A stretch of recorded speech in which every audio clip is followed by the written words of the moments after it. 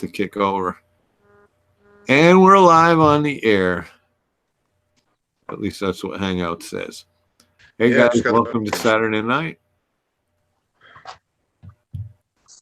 And got a few guys in here already. Got Jeff, American Reefing. Got the Fishy Snowman in here. And we got Billy Pipes up in here. Yeah, let's get ready to rumble. Or reef talk. Rumble sounds cooler though. What's up, guys? I saw the chat was going full strength, and people were asking me questions. I saw a couple of questions. Reef Keeper asked me if I finally switched over to B Ionic yet. B Ionic. And the answer is no. I haven't hooked it up yet because I have a big crystal living in my alkalinity part. And it's about the size of the bottom of the container and about 2 inches tall. And every time I warm it up, it just seems to get cold too quick. So I'm working on it. It's getting smaller. But I'm excited to switch over. And the bottles fit right in my stand right next to the sump. So the actual gallon jugs are going to be the dosing containers too. So that's nice.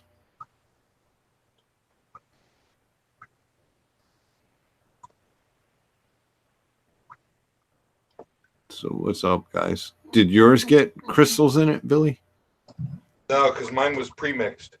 Gotcha. Yep. But when I got, well, I don't know when the order came in, it was warm that day.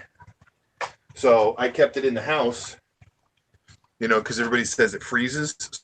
Right. So I the house, and the day with you, I put it by the floor. So I'm assuming that it probably froze in the back of the truck, like in the UPS truck or whatever. Right. It just gets cold, and I guess it just kind of falls out of solution and doesn't dilute properly, so it forms this big crystal on the bottom. But I mean, it got smaller. The best thing was leaving it on the furnace, but some genius came by and took it off the furnace. I don't know who, but somebody in my house took it off. And basically it's got, the two components in it.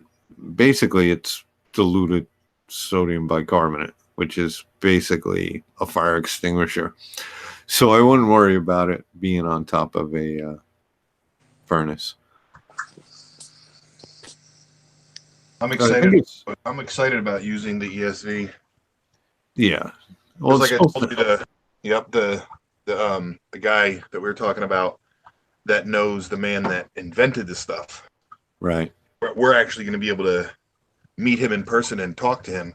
And that's I'm going to find out what is the trick to that, because if we're going to be ordering it again and it could be frozen, a specific trick works better.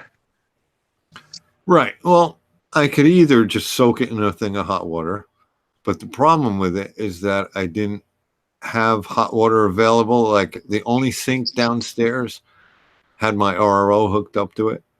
And in my present condition, taking it on and off is a pain in the ass, so I just leave it on. So I was coming downstairs with gallons of hot water, but stairs and carrying gallons is becoming an issue for me. So it's just pain in the ass. I'm sure just, keeping it warm, giving it a little hot water bath would do it. Soak it in a 5-gallon bucket of hot water. Yeah. Remind me, Dave, when I come over, we're going to hook up your RO unit with a valve and everything. Yeah, that'd be cool. Because I just got a whole order of those John Geist valves, so now we'll be able to... Oh, I got a whole bunch of elbows and tees and all kinds of cool stuff. I just don't know where to put it into the drain. It could go into the slop sink. I don't even care. Well, I have these hookups. So what I do is drill an 1/8-inch hole into your drain line, in your sewer line, anywhere, and it has a clamp that clamps to your sewer line, and it's a quick connect for your drain. Yep.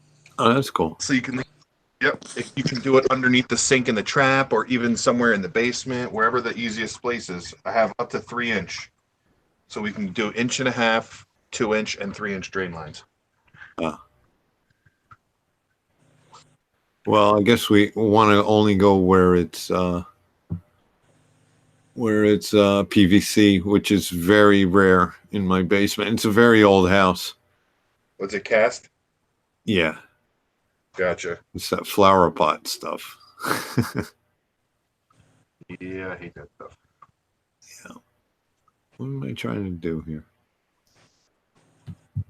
Oh. Hey, John, you in here?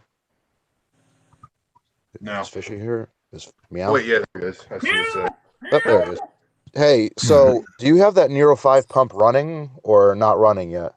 No, I don't have it running yet. You don't have it running yet? Yeah. No. It's for sale for $225 if you're interested. It's, I, I mean, I'm just trying to figure out if it's worth the price, you know? Yeah, I can't give you an honest answer on it. It's still sitting in the box, Yeah. waiting for a nice tank to go in.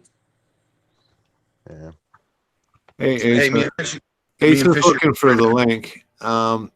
Let me just start out by apologizing. Lisa won't be in here, so she can't do her magic because she's moving tonight. So she may stop by and say hi, but as far as links, I can throw the bit.ly out there and I can throw the original out there. But some of you guys on your phone may or may not get in. If somebody wants to actually do the work of emailing links, that's up to them. But I'm not going to be able to do all that. Have you picked out a tank yet, Jeff? No, not yet. Fishy and I are thinking about getting custom made ones. Okay. So the more the merrier, probably the Yeah. more the better the discount. Yeah, I hear you. They're not that much. Like, so Do you have a time Average. frame? average, well, just give you a quick average price for the tank. Starfire glass, custom made, 75-gallon footprint. It's pre-drilled with a tide line overflow, dual return lines. Everything's drilled, and the back is done with a black vinyl, and they give you a lifetime warranty on that vinyl. 400. It's like $450 for a 75. Okay. A custom built 75. You went a little robot-y on the lifetime warranty. What was the lifetime warranty on? The backing that they put on the back, Gotcha. and I think the silicone is 20-year. Okay.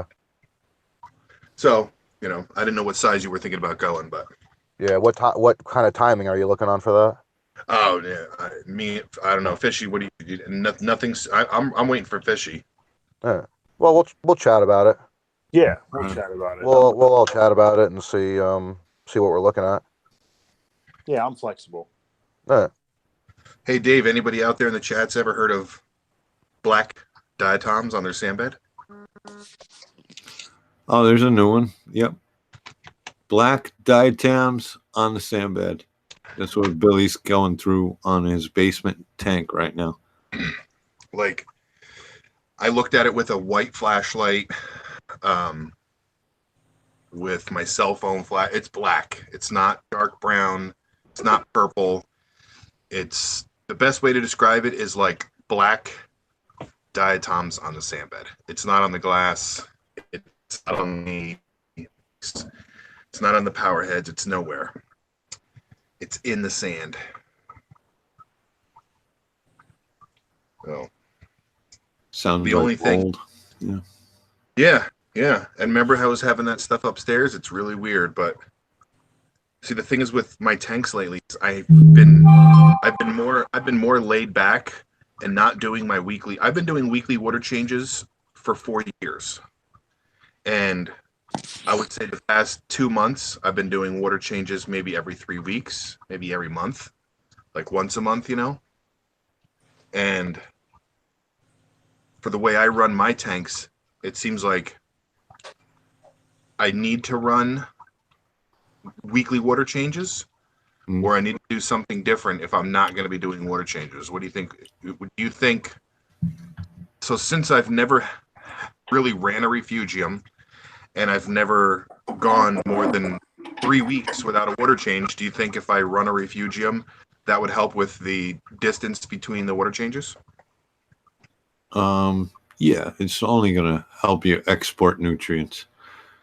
But it depends. Like Sherry's saying it sounds like black cyano, and somebody said black diatoms sound like super dinoflagellants. The only thing I've now, I wish if somebody wants to look this up, a long time ago, I read that if it's true dinos, that your sand sifting critters will die. That was interesting.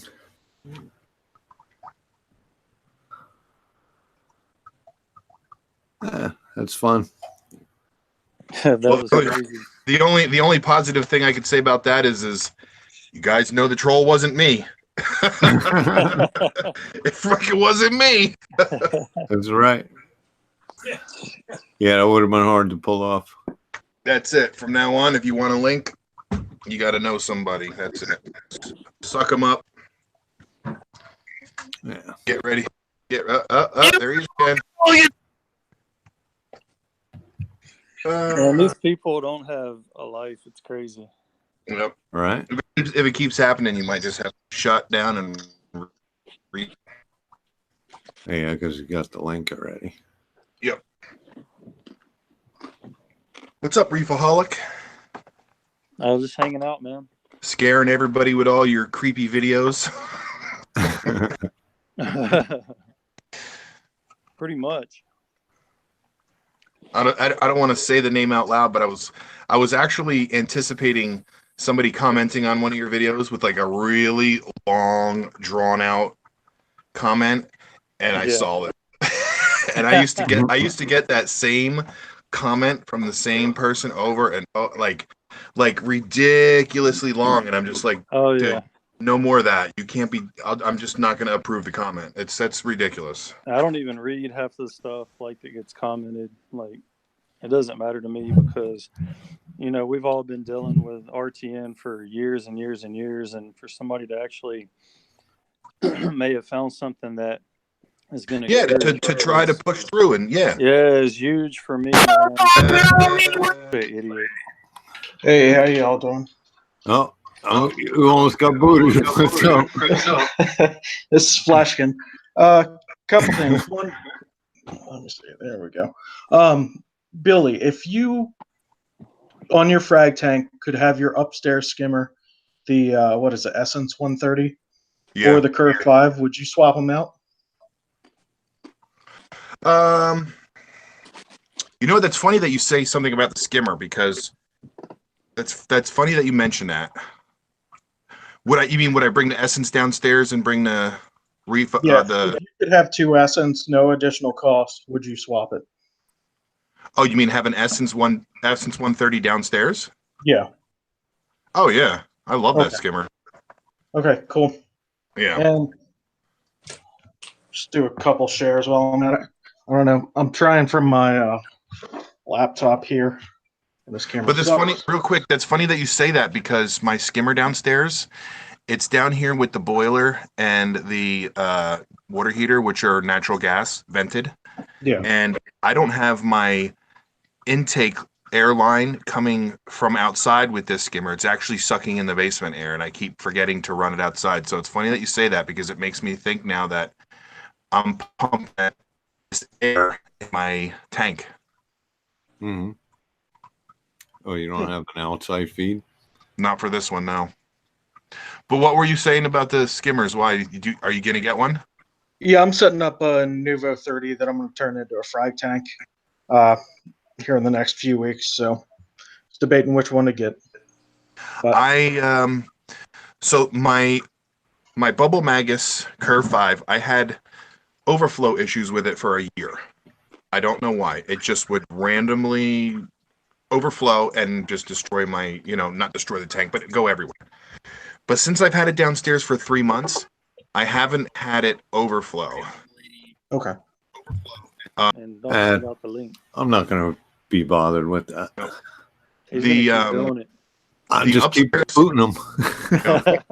The Reef Octopus upstairs. I mean, when I put it in my tank, I was foaming. It was rolling at like a half an hour in. Like it was broken in within a half an hour. I loved it. Nice. And I haven't had any complaints with it. It has a built-in silencer on the collar, and somebody did make a comment like, what happens if that gets clogged with salt creep? But that hasn't happened. I'm not sucking air through that, but even that ring doesn't even get on it, so I don't think that would be an issue. But I really like it.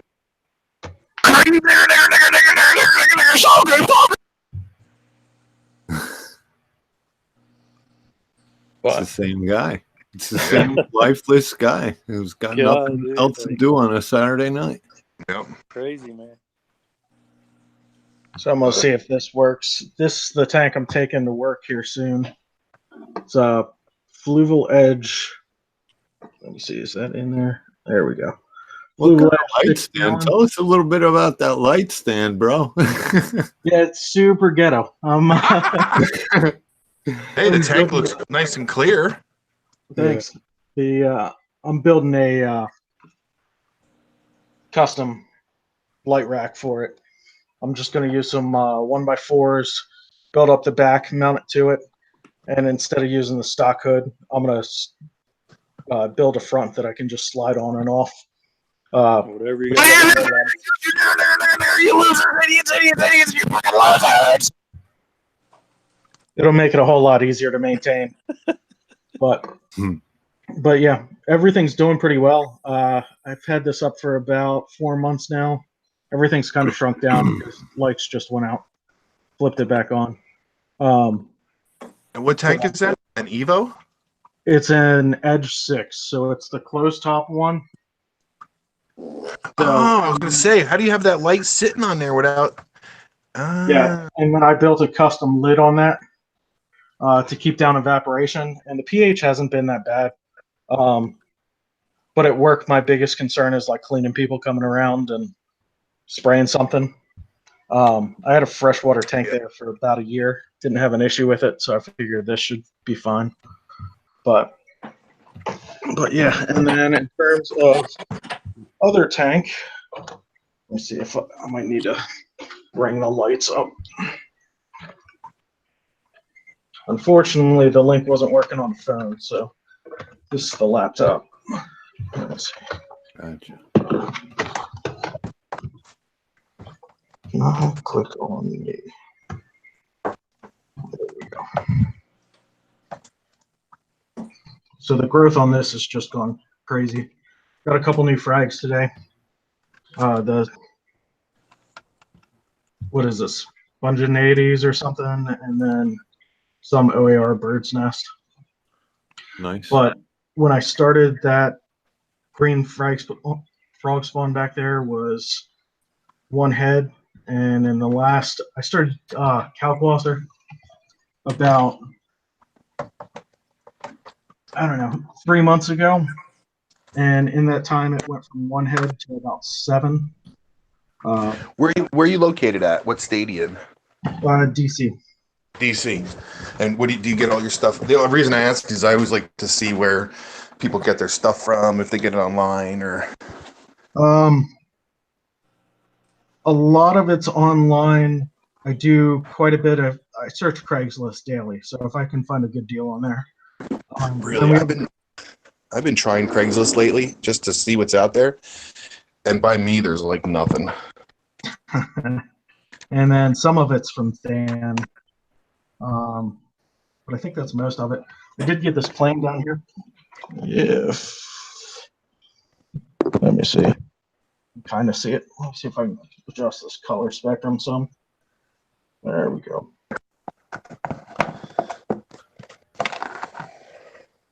Looks good. Is that a little bit better? Yeah. I got this clam at like 1.5 inches. Couldn't pass it up. It was a Diver's Den Ultra, so it's mainly blue and it's got some gold through it. Now it's about 2.5, 3 inches. Wow. So managing. I have yet to have luck with a clam. So for me, I started dosing. What do you call it? Phyco Pure.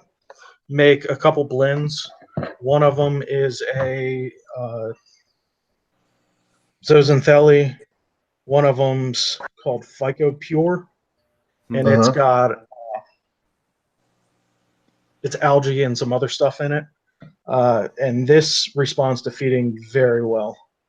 Really? You target it, or you just throw it in the water? I drop it in the water above it, but nothing. Yeah. Not like shooting in its mouth or anything. Yeah, I mean the tank's like 13 inches high, so I'm not going in the tank to do that. But it'll pulse like 3 or 4 times, and then it stops. But it's kept the clam healthy, and I haven't been able to keep one since I started until this. Nice.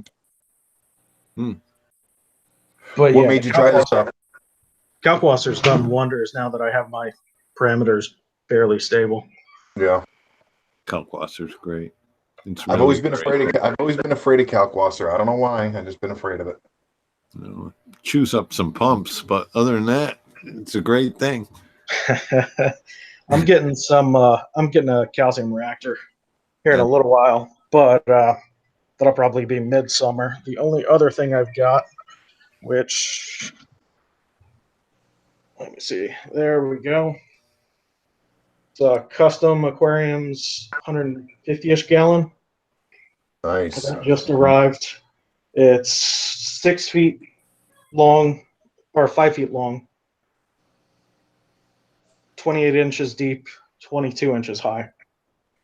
That's a good 28. That's nice.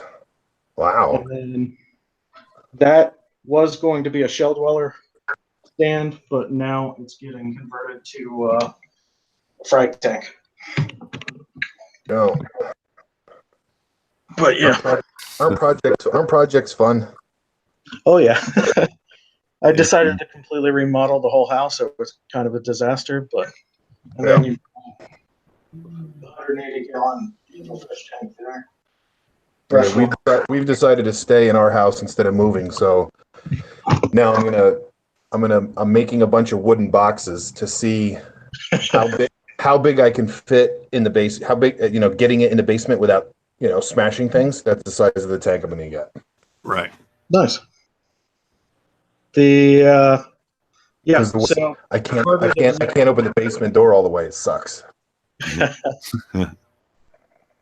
Well, the door's probably 28, so as long as you stay 21 high or 24 high, you can probably put it down sideways. Are you going to get a new tank, Billy? Yeah. I want to get one only because of the issues that I've had with, I guess you could say store-bought tanks. Right. The only tank I would go with that's like off the shelf, I guess you could say, that I would feel safe with is a Red Sea. Yeah. Because I think I've seen one leak. What about Planet? Or you don't consider that an off-the-shelf Planet? Yeah, no, they're all custom made. Oh, okay. I mean, they're essentially custom made just like a Red Sea, but you can't ask Red Sea for just a tank. You have to buy everything, the stand and everything, and I don't want to do that. Yeah, and all their crappy little fittings. and Planet Aquariums even said if I want to watch them build my tank, I can fly out there and bring it back if I want. Or they build great tanks, man, and their price point is like really good. I've had like 4 of. This is my 4th one. Of a Planet Aquarium stuff. Yeah, they're pretty. They're local in Texas, so everybody carries them around here. And what's their warranty with it? Because I when I was talking to them before, I might have misunderstood, but I thought he said 20 on the silicone, or what was their warranties on it? I'm not sure. I'd have to call them, but if you get a tank, try to get those plastic seam guards. Did they tell you about that? No, but I've heard about it. Yeah, They go on get the them because go on the inside, right? yeah, they go on the inside and they cover your silicone. That way, when you're scraping the glass with a magnet, you're not cutting into your silicone. And I can really ram it into that and it won't Yeah, even you can bother. ram it into there, and they look perfect all day. You know, Nice. All right. I love it.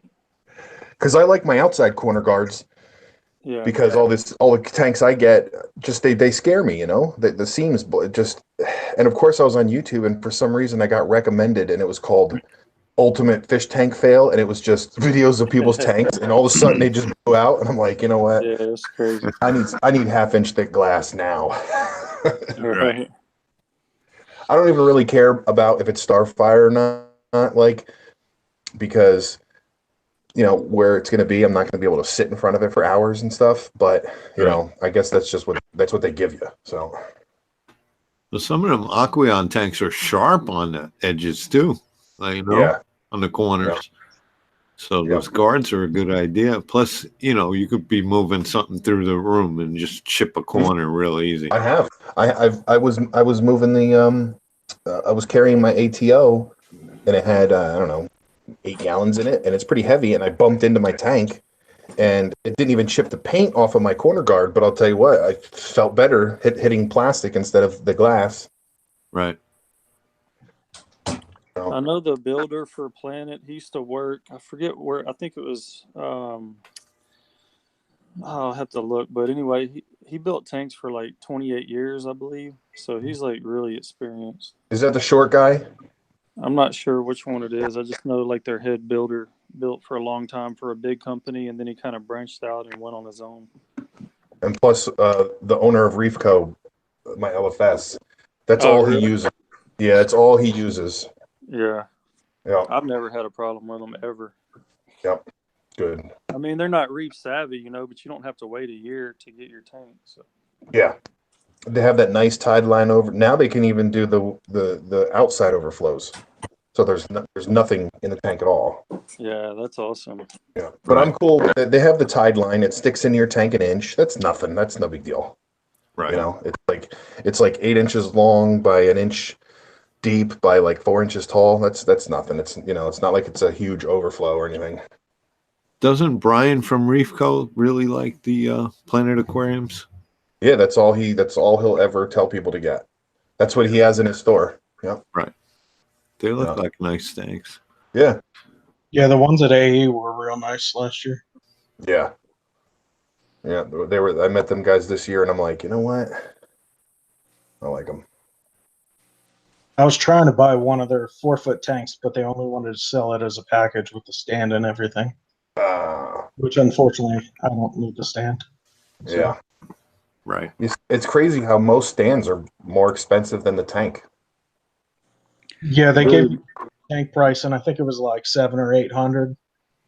And it was probably 70-ish gallon, and then the total package was like $1,600.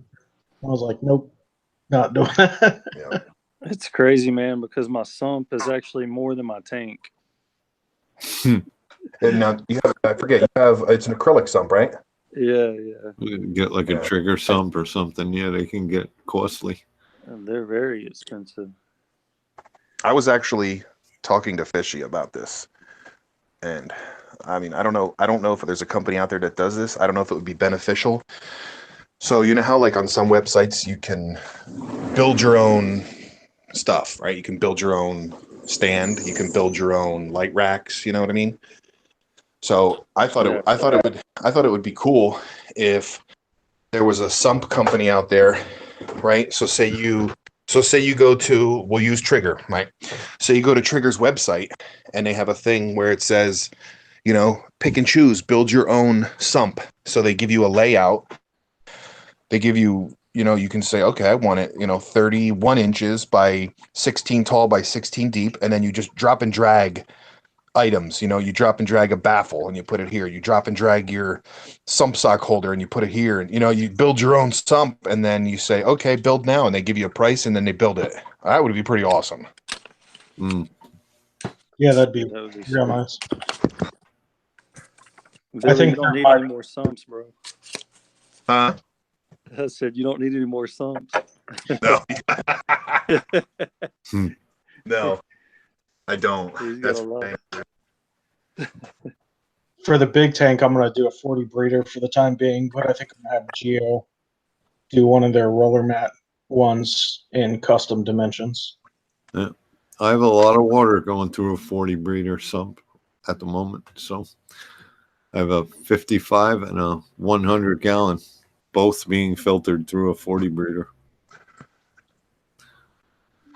I'm going to be in and out. I'm going to do this water change real quick. All right.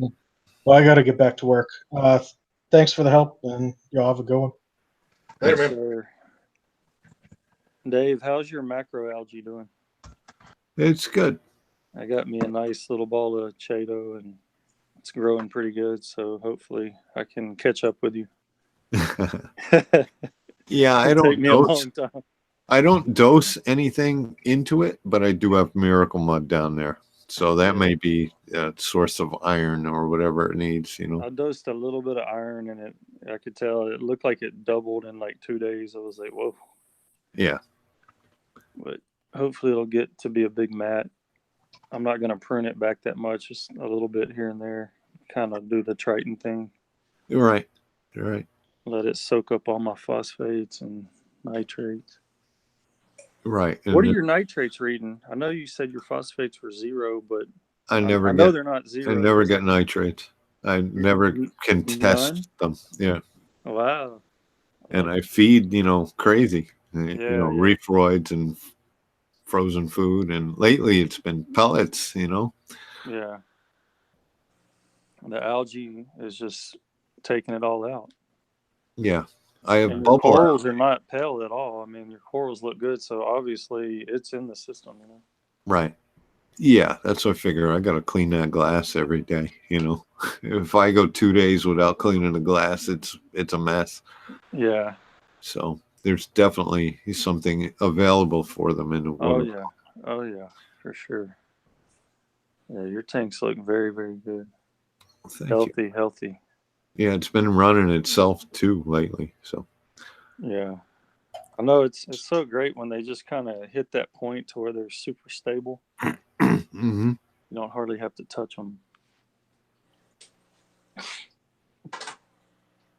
Yeah, that's why I wanted to just try the other 2-part, the ESV. Oh, you're going to do the ESV too?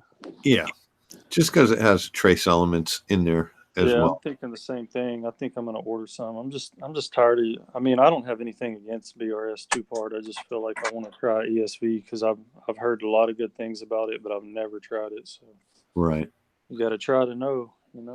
That's it, and be careful when you switch it up because obviously it's a lot more potent than. Right. Well, I don't know about the new pharmaceutical BRS, but the old BRS was weak. Yeah. I've never used the pharmaceutical grade. Oh, okay. You still got the older stuff. Yeah, I got the old. I mean, the way I see it, as long as I'm keeping all those elements in check, the tank will do pretty good. Because I know a lot of people just keeping the main, calcium, alkalinity, magnesium, and dosing a couple minor things, and their tanks look great. Right. But I do want to try ESV because I feel like there's just more trace in there. So every time I see a tank that impresses me, I either hear they have a calcium reactor or they're using ESV. Yep. Right. Exactly. So it tells you something about those extra right. minor and major trace elements. Yeah, for sure. I wish somebody would find out how much, like, some of that media, like Reborn, is actually putting into the tank. Like how much trace is actually, like, has anybody sent off a Triton just to test it, or didn't somebody say they were going to do it? Yeah, Reef Dudes. And did he do it? He did. He think he started it off, but he hasn't run it long enough to know. Right. Yeah. Maybe BRS can test that out. Yeah. Hopefully somebody will. Yeah, but you'll never know. Yeah. Until somebody does just that. And then to say, one guy's melting it at this pH, and then if you melt it at a lower or a higher pH where it's still melting the media, is it affecting those micro and Right. trace elements? It's because really what you're doing is you're melting that stuff. So how do you know you're getting out of it? Especially, I know you can't be getting any of the tissue building material out of it. Right.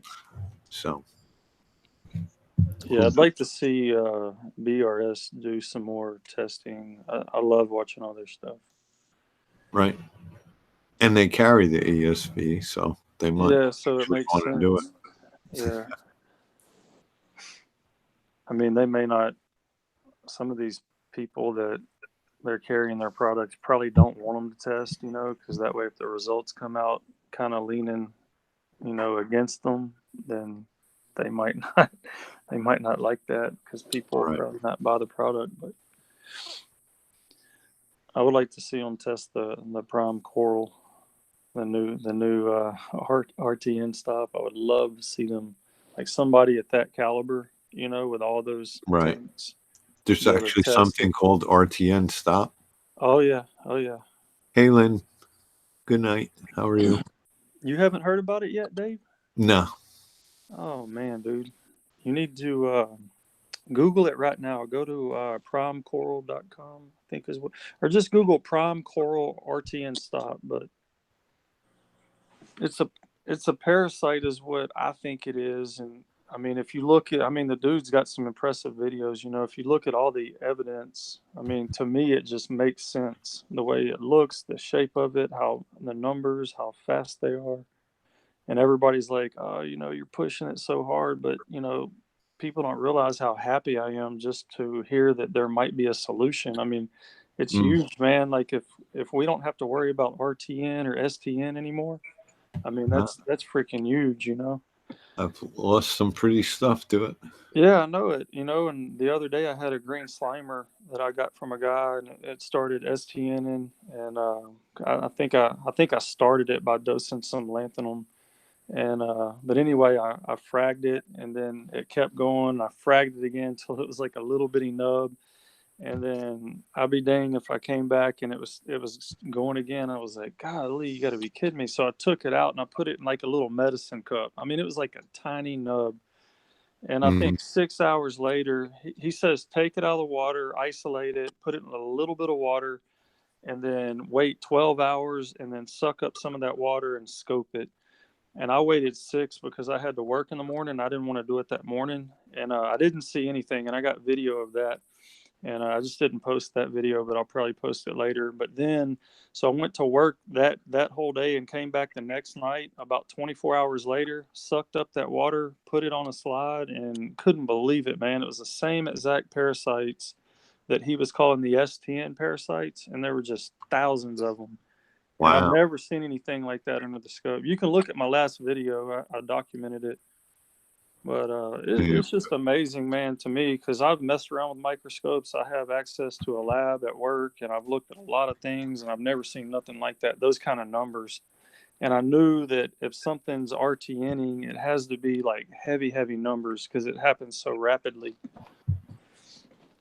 But if you look at the parasite, man, the way it's shaped, it's like no other parasite that I've ever seen. But once they get full, they get bigger. But before they eat, man, they're like long and slender, and they look like they're built for like speed and just to demolish a acro colony.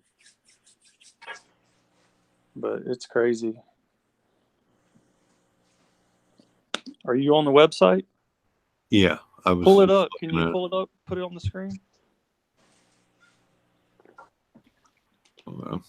I'm just looking at something else, but I can in a minute. Yeah.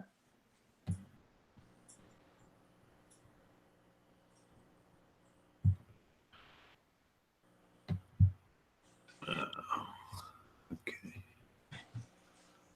Was Pat just in here? Yeah.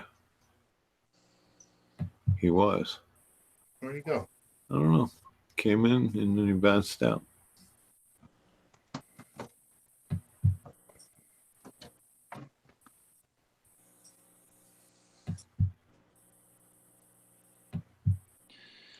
If you look at his videos, man, like there's one that's called think it's RTN Parasite Swarm.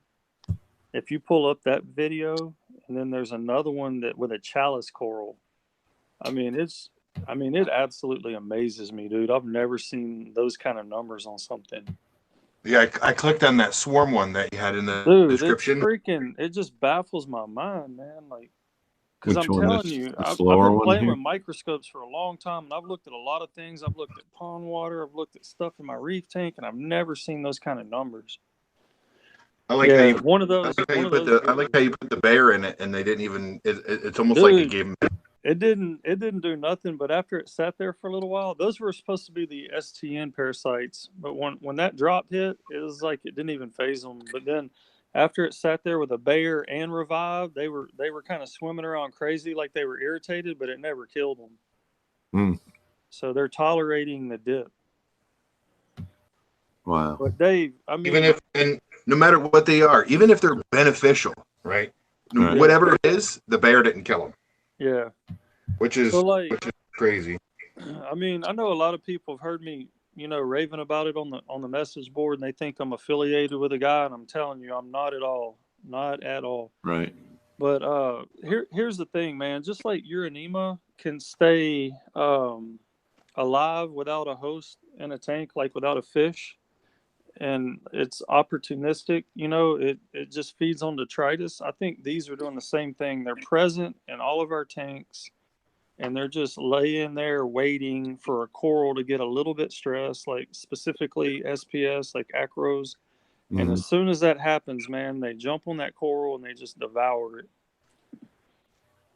And I don't know how they know, like what kind of signal or what triggers it, but for some reason, they know they're getting that signal and they're going right into it, I mean, because every time I've looked at all of his videos, every time he's pulled it out, it's the same ones there every single time.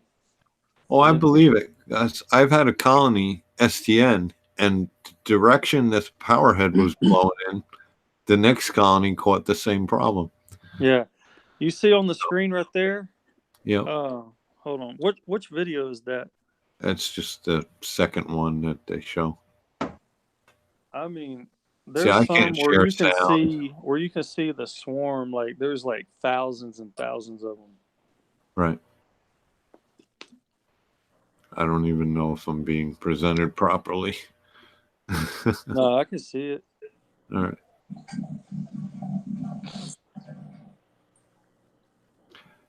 But I can't share the sound, of the video. Yeah.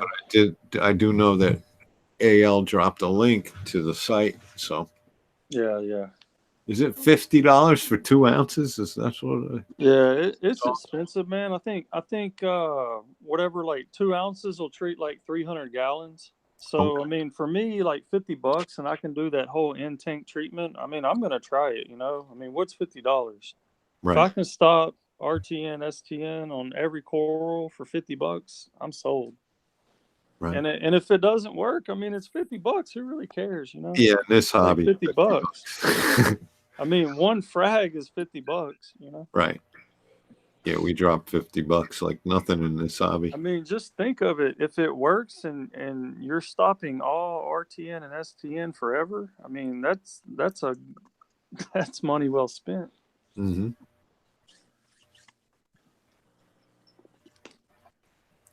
Now, I've lost some pretty stuff. Yeah. Is it the Hawkins Echinata? That's the one I always have. As soon as it starts to grow, it just seems to like something clicks and it just dies. Yep.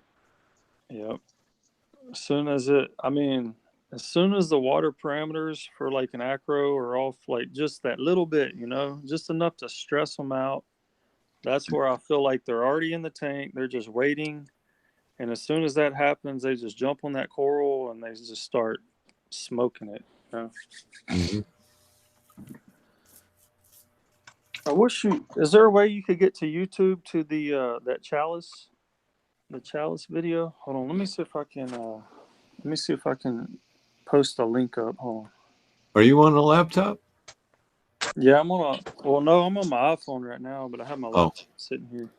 Yeah, I mean you could do it Oh yeah, you know what? I could do it. Hold on. It's a good thing I'm doing my water change downstairs, Dave.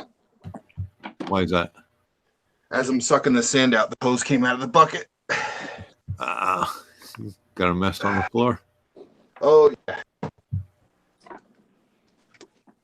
But it's concrete, so I'll just wait till it dries and vacuum it up. Oh, I see a $20 super chat. I don't see from who. Is that American Reefing? Thanks, Jeff.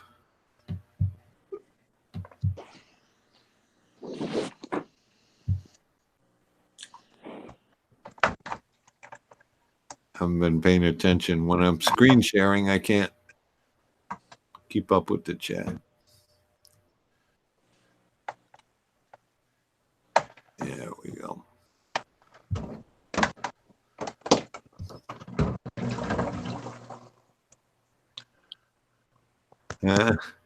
So he's at a party. Jeff's at a party. He says, so what excuse can I use to get out of this party? Don't these people understand Saturday night is for Dave's nano tanks? I guess they're not subscribed. That's right.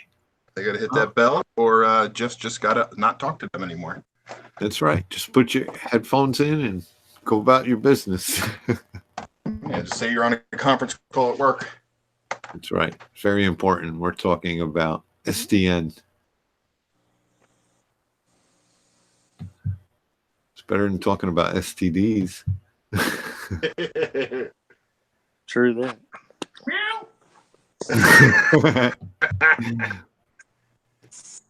I knew I'd flush them out.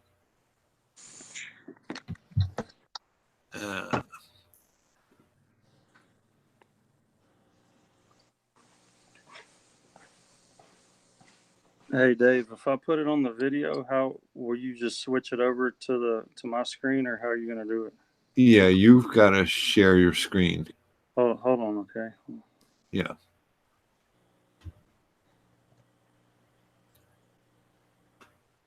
And I'll present you to the class.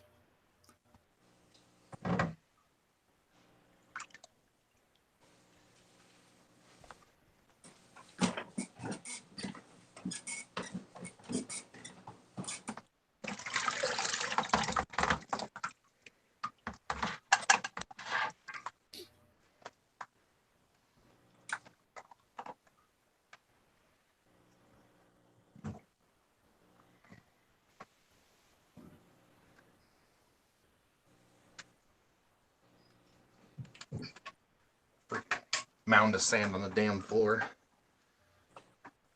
Whatever.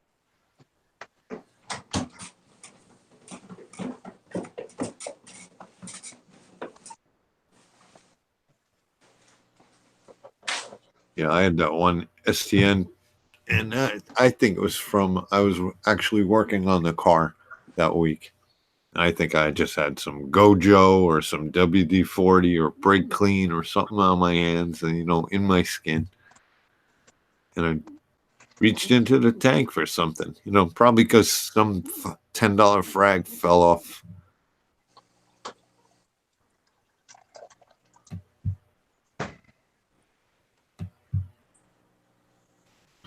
Oh, you're going to do it that way?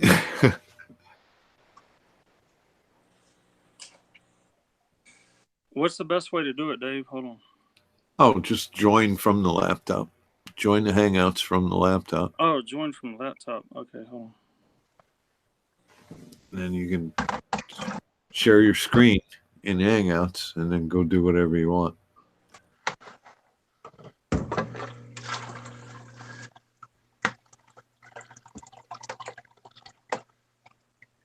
See if that guy's got any more accounts, We'll put the link in there. Right? Sure Yeah, he does. that's crazy, man. All right, hold on. Let me see. I need to click on your video somewhere. Right. Yeah, if you're on the go to I'm gonna live. have to open up two pages. Two pages, right? One for this video and one for yours. Right. I guess. I don't know. Yeah. Let's see. We'll get you there. Yeah. All right, here. Got you. And then So you want to come into the Hangouts? where's the link at? Do I have to get the link in the chat, or how do I get to Yeah, Hangouts from my laptop? I'll put the link. Are you watching the live stream on YouTube on your laptop? Again? Are you on YouTube on your laptop watching the live stream? Hold on, you're Can you see the chat on your? You're cutting out. Oh, Yeah, I can you see it the on my chat? laptop. Okay, I'll drop you a Yeah.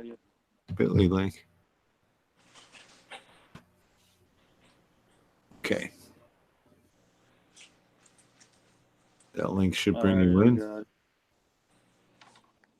especially on a laptop. Unless it's an Apple laptop, then all bets are off.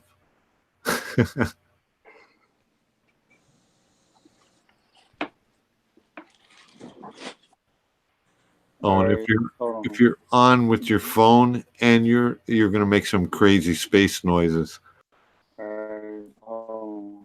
It worked on Windows. You want me to silence my phone? Yeah. They're no matter which one. If you just silence it, you should sign off with one of them. It's gonna sound like Space Invaders. You never know who sneaks in when you go to work. Yeah, that's what I mean. All right. Can you see me? Yep. Everybody, what? Well, what? Well, what? Well, what? All right. Hold on. How's it All right, going? now how do I share it? Or maybe you know what? Maybe Devin can do it. What are we doing? Go to Prime Coral to the to his YouTube channel and just. Oh, it's simple. You're in Hangouts now. Oh, the link that you posted with the little critters. Yeah, y'all are way more savvy than me. Oh yeah, here I can do that. I even opened it. I just haven't watched it yet. There's one with a chalice coral where he's talking about like a chalice coral, but you can really see the numbers in there on the tissue necrosis line. It's crazy. All right, Prime Coral. Share. All right, what am I looking for? Videos.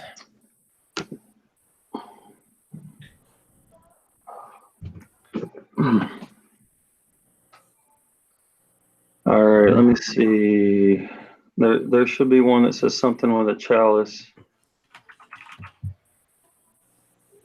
Chalice. Yeah, now go forward a little bit to where you can see them on there. Huh. Look at that, man. Look at that, Dave. Wow. Look how many, dude. And people are like so quick to dismiss what this guy's saying. Like, I mean, I've never seen nothing like that, man. Wow. How much is he zooming in? Do what? How much is he zooming in? You start at like 10 times. You need really very low magnification, and then you go to like 40. Like when I was looking, I was at 10 and 40.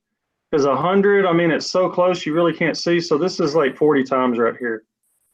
All right. Doesn't the eyepiece have something too? Yeah. Usually every microscope, like your eyepieces are like times like a little bit more. So I'm gonna try this next time I have an RTN or STN. Yeah. So what you want to do, you want to take the coral out, like when it's having the issues, and either frag it or just take it out altogether. Yep. Put it in some water and wait 12 hours, and then put it in that petri dish, like the water in the petri dish. Yep. And then just put it under like 10 and 40, and you should be able to see them. Wouldn't it put the whole frag under there, and you see how he has that external light source on the side? Yep. I linked that in one of my videos, exactly that light where you could get that and the exact microscope that he used. Well, I have a little tiny microscope. I think I even had one that was RTNing. I wonder if I could grab it. Why do you have to wait 12 hours? Why would you be able to see it right away? Because here's the thing, and I was wondering the same thing, because the other day with the green slimer, I tried to look at it in 6 hours. I didn't see shit. And then like all of a sudden, and 24 hours later, I was going to chunk it. I was going to chunk the water and everything. And then I was like, I'm going to look at it one more time. And then when I looked at it, man, they were like everywhere. Really? Holy crap! You know, like I couldn't believe how many there were. Huh. You piqued my Like, interest. what I he's had some that doing were is- like little frag I got a week ago, and it was like RTing. I was like, but I should maybe experiment with this now. So what I was telling Dave, I don't know if you were here, is that I think they're like Uranema. You know, they're just hanging out, waiting. They don't really need a host. They can eat detritus or whatever. This is just what I'm thinking. And that as soon as the coral gets stressed at all, it has one little minor stress event. Somehow they're getting like triggered, a signal, whatever it is, and they're going Dinner straight. time. Yeah, and then it's dinner time. Exactly. And then your beautiful Hawkins Echinata goes up in smoke, Dave. Thank you. So Nice. it's not anything that we're doing, you know, it's just the fact that there's parasites in the tank and they're waiting to eat, and as soon as that coral's stressed, then they're going to lunch. It's like ick for your coral. Yeah, and then and he's got another video, man, that blew my mind, because I'm real big into fish parasites and all that. There's a colony with hundreds of little ick spores all over it, you know, Theronts or whatever they are. But I was just like, you got to be kidding me, man. They're like all in the colony, like hundreds of them. So you don't see it when the RTN's happening, but hours later, you then see it? No. You can see it when it's happening. Like if your corals are RTNing, you can pull it out and look at the tissue necrosis line. And you'll actually see them all in there, just like you just saw that while ago. That was actually on the coral itself. Oh, wow. But if you're looking at it in the water, you have to take that frag out of the coral out, put it in a little bit of water, like a minimal amount, and then wait 12 hours. If you're just looking at the water, and they'll be all in the water, like swimming around. Yeah, just watch all his videos. He describes everything like fully to tell you exactly how to do it. Yeah. I had two acros. STN, and the second one, the STN, was behind it. Pretty much the way the water was blowing, it was blowing it off of the one and onto the second one. So I kind of felt like, at least that incident, it was definitely something that was what's the word I'm looking for? Contagious. Yeah, I mean, yeah. Back in 1 second. I'm curious to see if that one's still hard. And if you look at the RTN parasite versus what he's calling the STN parasite, they're completely different looking. The RTN parasite is like long and slender, you know, like it's just built to like ravage a coral. And then the STN parasites, they just look like normal parasites, like ick or something, you know, and they're slower, but they're still eating on the coral, you know. Kevin has a question. Can you tell if they're eating dead flesh or living or both? They're eating living flesh, man, because they're like right on the necrosis line. And thanks for the super chat, Kevin. I mean, that's what I think. I mean, why else would these corals be RTNing in like 24 hours, like just for nothing? I'm not talking about when you have an out swing from 8 to 12 or a temperature swing from 78 to 85. I'm talking about these people that have these beautiful acro tanks and all their stuff is rock solid with a calcium reactor. And then all of a sudden this one coral starts going up in smoke, and then everything on the left, right, back, front, everything else is doing good, you know? That to me has never made sense. Even that one video I posted on the last video of some guy's big colony going up in smoke, like the polyps were out, man. The polyps were out. Like so far, it was just swayed in the current. It looked like it was so happy, but it's just getting RTN. Yeah, crazy, man. Crazy. All right, I just ripped out that little acro that was RTNing because it's basically dead now. Hey, and if you don't have a microscope, send me the water, dude, and I'll post a video of it. Perfect. Perfect. Yep. Yeah, wait 12 hours. Wait 12 hours, and then you can just put like. I'm going to look now because I'm curious. Yeah, look now. Sure. Post up. So, Devin, while you're booting up the microscope, how are you doing on the calcium reactor ICP testing video? Well, I did. So since I did my new tank, I haven't dosed or done anything aside for the calcium reactor for the last 3 months. So anything in the water is going to be from the calcium reactor. So I did do a video on that one, and I was doing it more from the perspective, trying to figure out which trace elements it is and is not providing. Mm-hmm. So that one is more or less complete from now. I got to start dosing some trace stuff. But give me 1 second. I'm trying to figure out what software this is. On my laptop, not on my computer. Do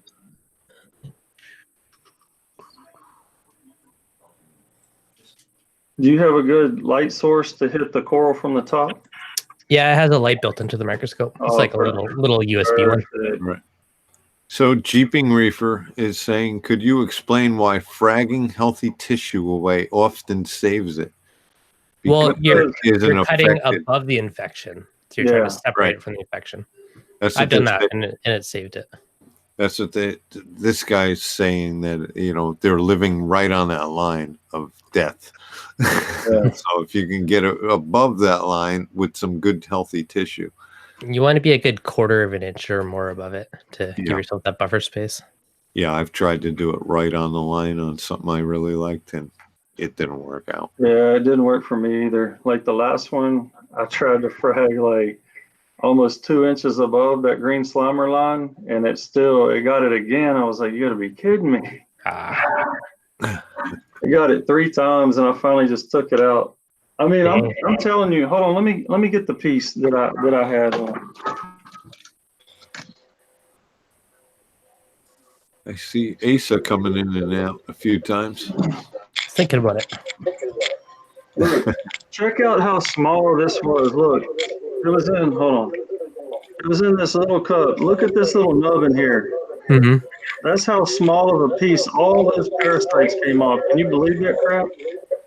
In this little bitty medicine cup, and all I did was take like it wasn't even a cc of water, like maybe 0.5 of water out of this 24 hours later, and dropped it on there. Asa, I was getting a lot of echo from you. It looks like it went away now.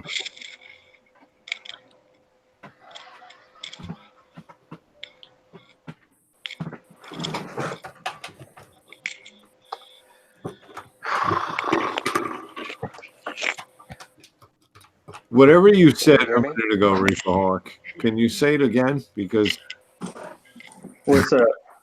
You were showing the size of something, but it was tracking over to Ace's screen because that's where you were echoing. So I did a video on a green slimer, and that was STNing, and I fragged it like 3 times, and I had this little nub left. And I come home, and that thing was STNing, and I was like, that's it. I'm going to test this one just to see. So I put it in this little cup, and I waited 6 hours, and I tried to test the water, and I got video of that. I just didn't post it because there really wasn't hardly anything in there. And I was like, man, I don't know what this – I was thinking, this guy, I don't know what he's talking about, And I was like, but I'm going to wait till tomorrow when I get off of work. And so I waited 24 hours. I was going to wait 12, but I didn't want to do it that morning because I had to go to work. So I waited 24 hours and pulled about 0.5 cc's of water out of that little cup with this syringe and just put it right on the slide and then looked at it from, from the bottom up, and they were all in there. It was crazy. The video is on my YouTube channel. If anybody hasn't seen it. I haven't seen it, so I'm going to have to check my everything, notifications. Yeah. So Lynn is saying, what if they're not killing, but just consuming dead tissue? I mean, it's already dead. And everything's possible, but here's my thing. For as long as I've been in the hobby, and for as long as I can remember, there's all these assumptions on why corals are RTNing, and nobody really knows. But I feel like this time, this has got to be the reason. Nobody's ever had any evidence like this. I mean, the guy's got multiple videos. It's like if you walk up to somebody and they have a gun in their hand and there's fingerprints all over everything, he's got blood all over his clothes. Right. and there's a camera showing him shoot somebody. Why are we looking other places? You know what I mean? Like, I mean, the evidence is there. Why are we dismissing this guy? Like, And I'm telling you, I'm not affiliated with this guy at all. I don't even know him. I had to Google his name because I wanted to know like what kind of doctor he was, and he's a neurosurgeon. He's got 21 years in the field. He's got great reviews. And that's basically all I know about him. So, but I know that everybody in Houston now, I don't know if anybody knows Diesel or PSX or Holic. I know he's trying to get some from him, and I think he's testing it. Diesel, he told me he was going to try to get me some, but I don't know if that's going to happen. I'm probably just going to buy my own because, I mean, it's only $50. You know what? Oh, you got to be kidding me. Look at this. What is that? That's what I'm trying to figure out. Hey, you know what that looks like? Honestly, that looks like ick. Really? Swear to God. Swear to God, dude. That's what egg looks like. Ick is brown and it's like perfectly round almost. Could be. And hey, and there's studies showing that ick eats coral. Really? I didn't even know about this till the other day. There's a 2014 study out that look at that, man. Yeah, I'll stop touching it so it settles. That's what it looks like. That's what it looks like. Huh. Hey, go to that website again after this, and he's got a video, and it says something about cryptocarrion, you know, and and it'll show it, and they look just like that in the coral, and it's ick. And I know what it looks like, and I'm pretty sure that's ick. Little buggers eating my dead skeleton. That man, you see? Yep. Hanging out on there. Wait, that just threw your whole going Fowler thing. Yeah. If they're gonna sit there and live in coral. Yep. Dude, I haven't even been able to sleep, man. Like They're just cruising around too, aren't they? Yeah. Active little punks. Yep. I wonder if I can get closer to them. Yeah. Crazy, man. Yep. I'm sure there's more than one thing that looks like a brown dot under a microscope, to be honest, but it looks like ick to me. Okay. Could be. Here, let's see if we can get on these little tiny ones down there. Can I get in? This thing's finicky to focus.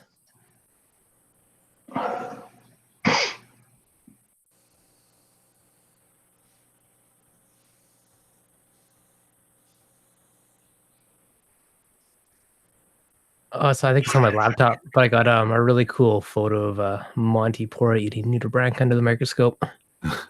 See some crazy detail on him. What kind of microscope is that? It's a Celestron 1, 5 megapixel USB one. Man, I got to get another one with a photo port because the one that I have now, I mean, it's expensive microscope, but my other one with a photo port, I mean, you could literally just take 14 megapixel video and you don't have to use your phone and the eyepiece and all that. It's just annoying. Yeah, that sounds about $100. It wasn't bad. Not too bad. Oh, no. Come in handy. Well, they're munching away, whatever it is.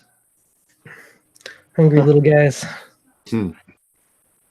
And see what he's doing. He's just taking his coral out and dipping them in that stuff for about 6 minutes. And whatever it is, I mean, he's doing pre and post videos. I mean, yeah, I got the he's knocking like 98% off in like about one dip. So imagine if you did 2 or 3 dips.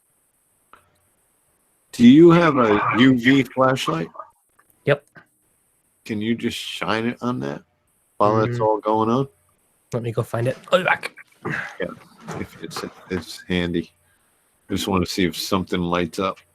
You'll be able to see some of the tissue, you know.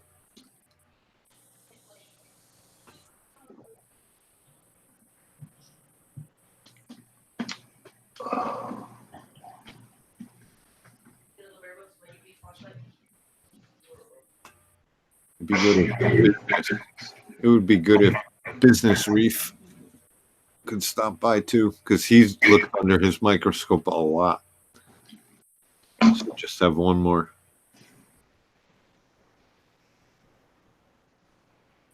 Now looking at them on the TV, they look more flat.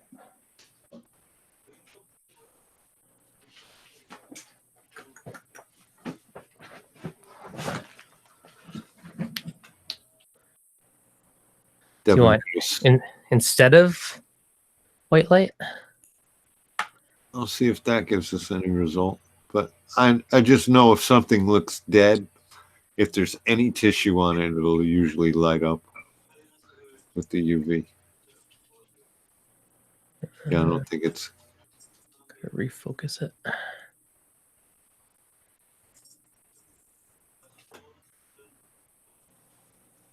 Yeah, let me zoom it out a bit. Are they round or are they flat? I don't know. They looked round initially, and now they look kind of flat. Yeah, I think they kind of look flat to me. There's sickle cell. Maybe it's not ick. Yeah, I have no idea what it is. Focus. My coral has ick. That would be a great live stream title. No kidding, eh? There, zoom out a bit. People stop by just to give it a thumbs down, and then might stay and watch it for a minute. Oh yeah, so you got all the little dots when you're zoomed out. What is that? 10 times? I have no idea. Thanks, 420. Yeah, it is a good stream. I love when we get totally geeking out. No, right? You never know what we're gonna find. Dude, I apologize to everybody, but like You started the rabbit hole. I haven't even been able to sleep, man. I'm gonna be honest with you guys. And then I was like, hey, I got a kernel that's RTNing. Let's go check this out. Keep thinking about it, man. That's it. At work, I'm trying to do my work and post on the forum. Like, I want to see more people testing because I want to know. Right. I want to have a tank full of acros that never STN. God, look at that, man. It happens. Holy crap, look at that. Whatever Can y'all those little see that? creatures are, there's lots of them. Does it show up on YouTube? Dude, man, there's a lot. Listen, take that coral after you get done with this. Take it, put it in water, and wait 12 hours. And then take some of that water and then relook at it and post a video, man. I bet you it says STN parasites. Was it STNing or RTNing? It was over a day or two, so probably RTN, a day or so. It looks like they're full of zooxanthellae. Yeah, no, it was. I looked at it the other day and only the tips were left. I was like, shit. And then I just went and looked and they're all white, so I just broke it off and threw it in my So is it cup. RTN you said or STN? I don't know. Probably RTN. I was pretty sure it just had the tips this morning and that was all white, so. Man, there's a lot of them. I can see them now. Yep. Holy crap. There you go. Freshly dead coral. They're going to town. It's like dinner. It's like a feast. Bring the whole family. Yeah.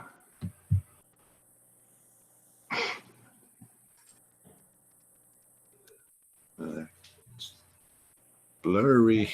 That's because I'm trying to zoom in closer. We're using the zoom. Kevin gave me a $5 super chat and said, AZ Reefer wants Dev to taste it, please. You're supposed to be paying me for these terrible acts. Right. There will be no eating of the bugs. Although every time I do a water change, I'm sure I take a freaking mouthful of them in, so it's all the same. Right. Dave, I'll mail it to you. You can take a lick. Nah, it's gonna take more than $5. Yeah. If you look at them when they kind of like roll over, they're more flattish, like flat, pancake huh? shape. Yeah. So it's like coral fluke. Could be. Maybe it's flatworms. I don't know. No, I'll find out way bigger.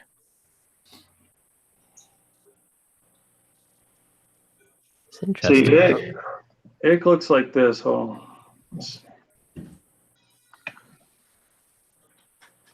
Can y'all see that? Yeah. Oh, it's similar. Like round. It's round and brown. I mean, it may be it, man, but I don't know. Very well could be. Yeah.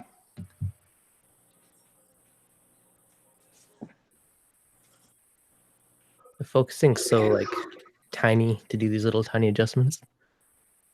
Yeah. AZ Reefer said Billy would have done it. Yeah, Billy eats anything. You would have. How much water did Billy spill on that floor? He's been quiet. Been cleaning up for a while.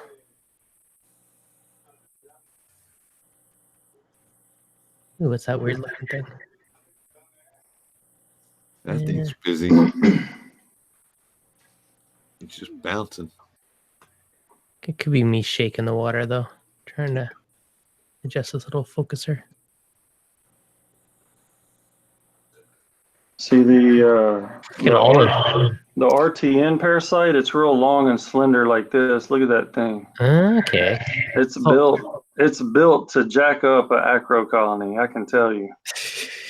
Okay, so I haven't seen anything long. Oh, there's one ovalish one, but most of them are like that guy looks like an olive, little green circle with a dot. Yeah. I'm gonna go out on a limb and say possible egg. Could be. Got lots of tang. It's quite plausible.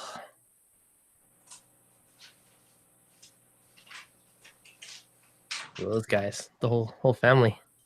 Golly, look at that. It's crazy.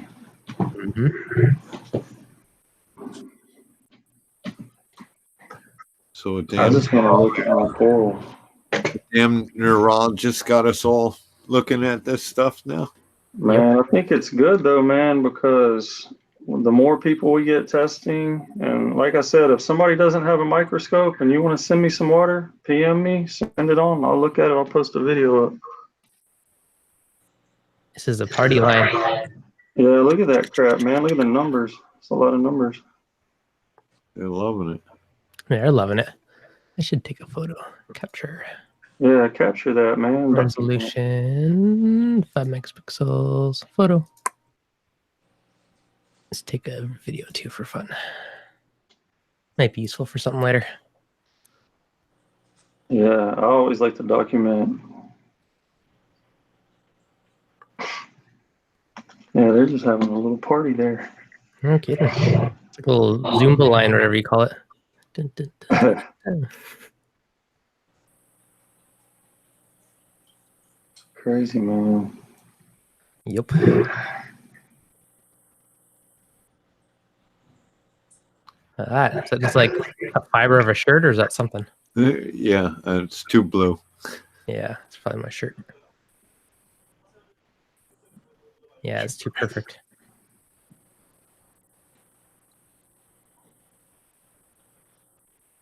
There's a lot of them. It's a party, all right. It's a blue acro worm. Dun, dun, dun, dun, dun. Oh no, that thing's the worst. The blue shirt worm? Sorry, Deb. You're gonna have to bleach your tank. Yeah, it's all over.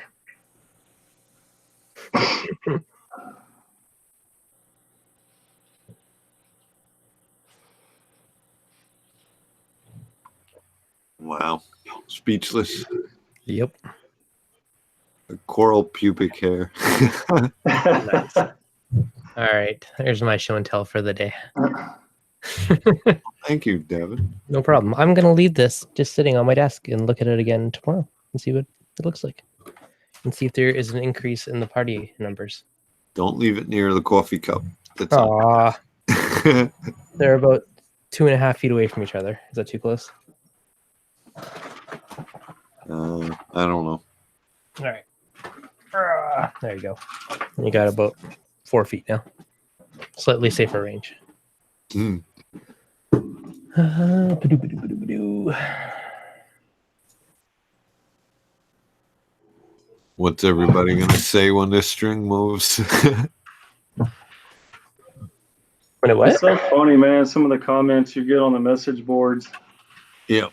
This dude is like just bashing. He's like, in this particular case, there are far, far too many inconsistencies and logical fallacies present to be credible. It's like, come on, man.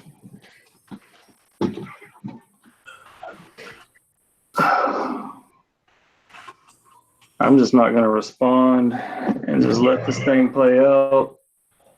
So Pray that it is that, because I know the dip is working, whether they're the root cause or they're secondary cause, I don't which know. dip are we talking about? His prom coral RTN stop It's actually what you like. So say that coral right there, you take it, dip it, and he said one dip, and you can see it in the video because he's documenting everything. One dip is removing like 98% of the parasites, and he's doing a before and after video. But he said, there's still a couple, and then he's taking and dipping them like 2 or 3 times to completely. And he's saying like that acros were RTNing or STNing. He dipped them, and he's like, look at it now, it's recovering. Really? And, yeah, and even frog spawn and like all kind of coral. Whew, it's expensive dip. Yeah. Well, I mean, look at it for like how big is your tank, Devin? 160-ish. Yeah. So say you get 2 ounces and it'll treat 300 gallons. So it's $50. Yeah, that's fair. $50. You know what I'm saying? But if you have like this huge reef aquarium, I mean, it's going to cost you a lot of money. Well, you don't treat your whole tank, do you? Do you just treat the coral, I'm assuming, or? Well, you have a dip where you're just treating the coral, and then there's an in tank treatment. That's what I'm really interested in, because I think they're in the tank. So if we can treat every coral, every acro that goes in, and remove them off of there, and do the in tank treatment, say once every 6 months, just to make sure the numbers aren't building up. I mean, we may end RTN and STN, man. Just like I posted on Reef to Reef. Yeah, so RTN parasites are more like a big, long, funny-looking one. Yeah, they're like built for speed, dude. And it makes sense because you see how quick they devour a coral. It has to be something. That's what I always had a problem with bacteria and all the things that you look at, that all these assumptions that people are making. Like, I never saw any. It wasn't logical for me to think that something could do it, that fast. That's crazy. Right. But who knows, man? Well, Hey, Dev, I got a question for you. Oh, sorry. Please. Go ahead. Billy. So your nano has the carob sea shapes in it, right? Yes. Is it only shapes, or is there other rock in there? There may have been like a frag on a rock that I had put in, but the 95% of it would be shapes. Okay. I think I've asked you this before, but do you have an arch in there? Multiples. Okay. Now, do any of the arches have like little spots where it looks like hair algae or maybe turf algae, but it's just a little spot? There has been a few odd little spots of stuff I've sucked out over the year. Okay. Nothing major, but. All right. Yeah, I don't have anything major, but like I keep getting this like hair algae ball, essentially in the same spot. I'll toothbrush it off. It'll come back, toothbrush it off, come back. And my buddy's got a carob sea shapes only tank. And he's been battling the past year and a half every algae you can think of. Oh, really? So yeah, and when I got my arches, I broke one into multiple pieces, and it looked like there was a freshwater river pebble in it. Could be. I wouldn't say there's any like hair algae spots I've had. I mean, I had a little bit, like I had bubble algae I was fighting. Yeah. And I used the Vibrant, and it killed it. And there was a teeny bit of hair that it killed, but I wouldn't say there's any like.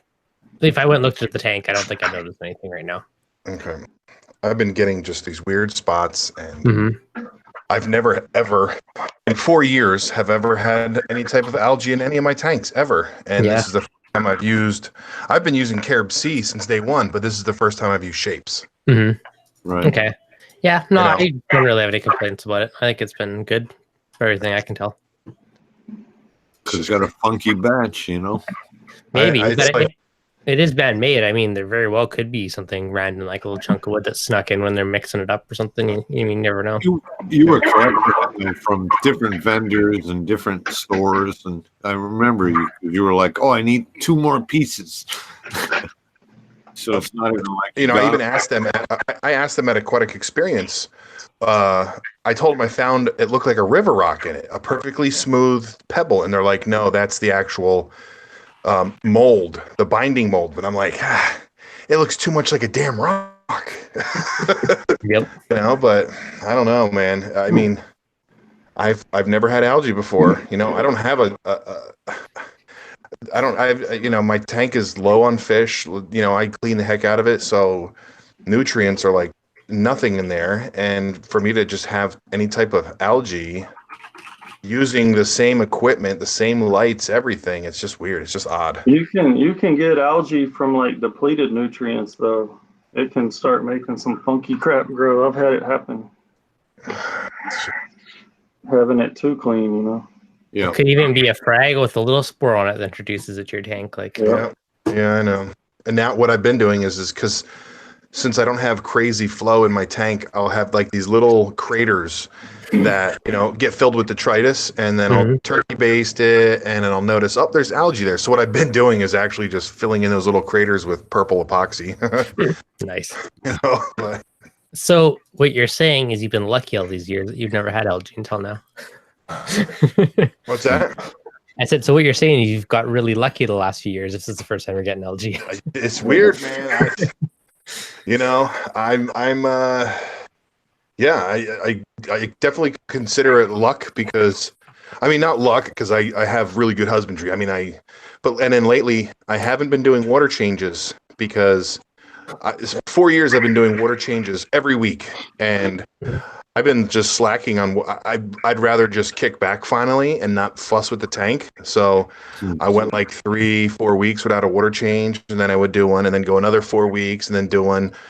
So I'm gonna get back to my weekly water. I don't want to do them anymore, but I guess it seems like I have to.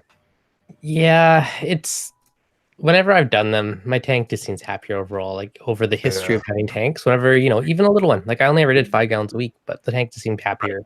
There's less issues. Everything just seemed more, I don't know, vibrant, I guess is maybe a way of saying it. Yeah. And I've been using Vibrant since day one on this tank, but what happens is I dose it weekly. You know, I dose it right after a water change, and when I don't do a water change, I'll forget to dose it. Right. So I don't know. Yeah.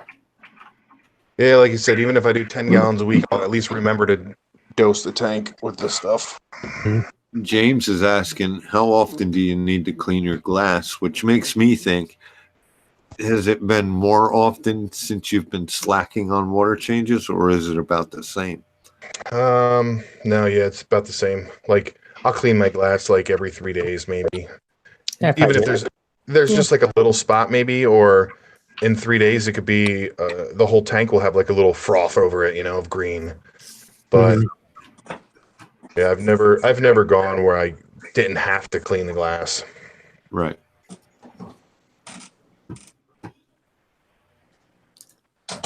Ongoing maintenance. Part of the reef life. If I could find a way to never clean my glass, I'd be happy. Probably will never happen though. I need good snails. You know, ones that don't just put dots in it. Slackers. You're like, oh, thanks for your one line out of that other 20 inches you missed. Right. Now it looks like dot matrix, you know. Like 80 snails is what I'm about to get. Yeah. Does it alarm me? My freaking that perfect flight pattern though.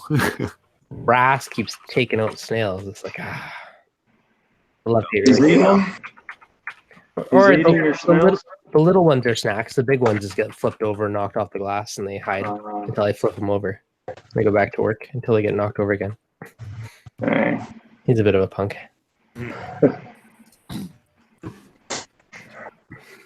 All my cleanup crew works nights. Yeah. They've all whoever's still alive has learned the secret to stay alive, and that's work nights. Sounds like you got a good crew over there. Yep. Big boys in there too. Got some golf ball size turbo snails. Yep.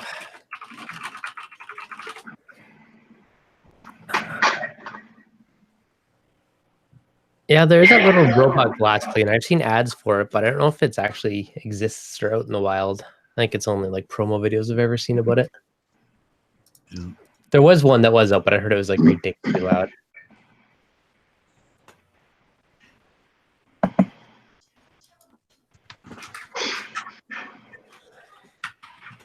Hey, Reefer Kenneth. Reefaholic. Woohoo! Are you going to Dallas Aquashella event? Am I? Yeah. I don't know. When is it? I think it's coming up soon. Oh, yes, it's in I'd like love to go to one of those events. It would be cool. Yeah.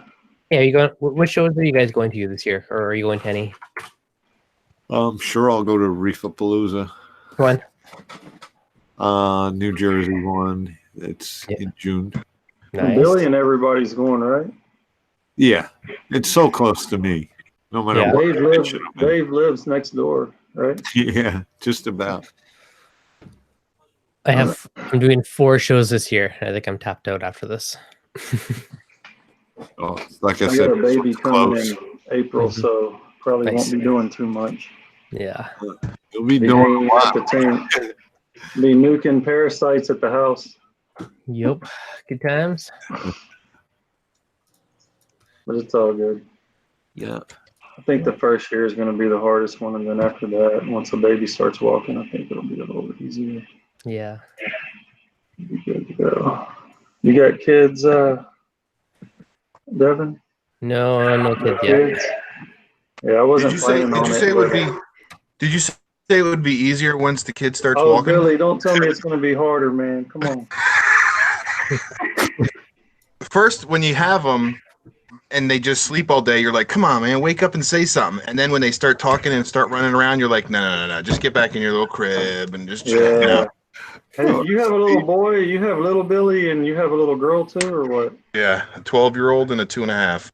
You saw what happened to my tank upstairs, right? From him. Yeah, I saw that video. Like, didn't he throw something and crack that or something like that? Yeah, I think it was the metal attachment for the mixer.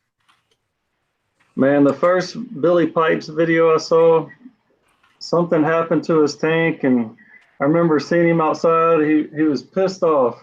Somebody's like, "Man, did you hear what happened to Billy Pipes today?" And I was like, "Who's Billy Pipe?" I didn't even know who he was. And then he's sitting on his porch smoking a cigarette. Just Oh, that was when I came home. That was when I came home and the tank was empty. can't believe this shit happened, you know. I don't know what happened. I forget what happened. I think like the tank flooded or like something crazy happened. Tank Flooded the basement or something. Yep, opened right up a seam and just spilled out. But I know how that feels, man. I've had it happen. Never turn your back on water that's running. Never make sure you're not Always going back use float siphon. switches. Always Yeah. use float Float switches. switch. Trust me on this one. You just do it. Very important. Hey guys, I've got a question. I'm building this calcium reactor, and I'm Nice. wondering about the plumbing. Mm-hmm. And like one of the geos has a side entrance here, and it comes up with the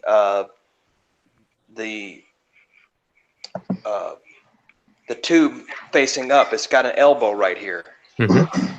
And it's kind of close to the top of the surface here, and then others have the inlet right here on top where it's plumbed, up and out. Yep. Have you ever seen both, and you have an opinion on why you'd want to use one? Okay, so I've had both. So usually on the Yeah. very top, like the highest point of it, you're gonna have an output. So it's gonna basically push out the top, and it also helps you bleed out your air. Right. You need your recirculation pump, which generally will suck from. Well, I've seen them both ways actually. It can suck from. I've had one that sucked from the bottom and pushed out to the top, and I've had one that was the opposite.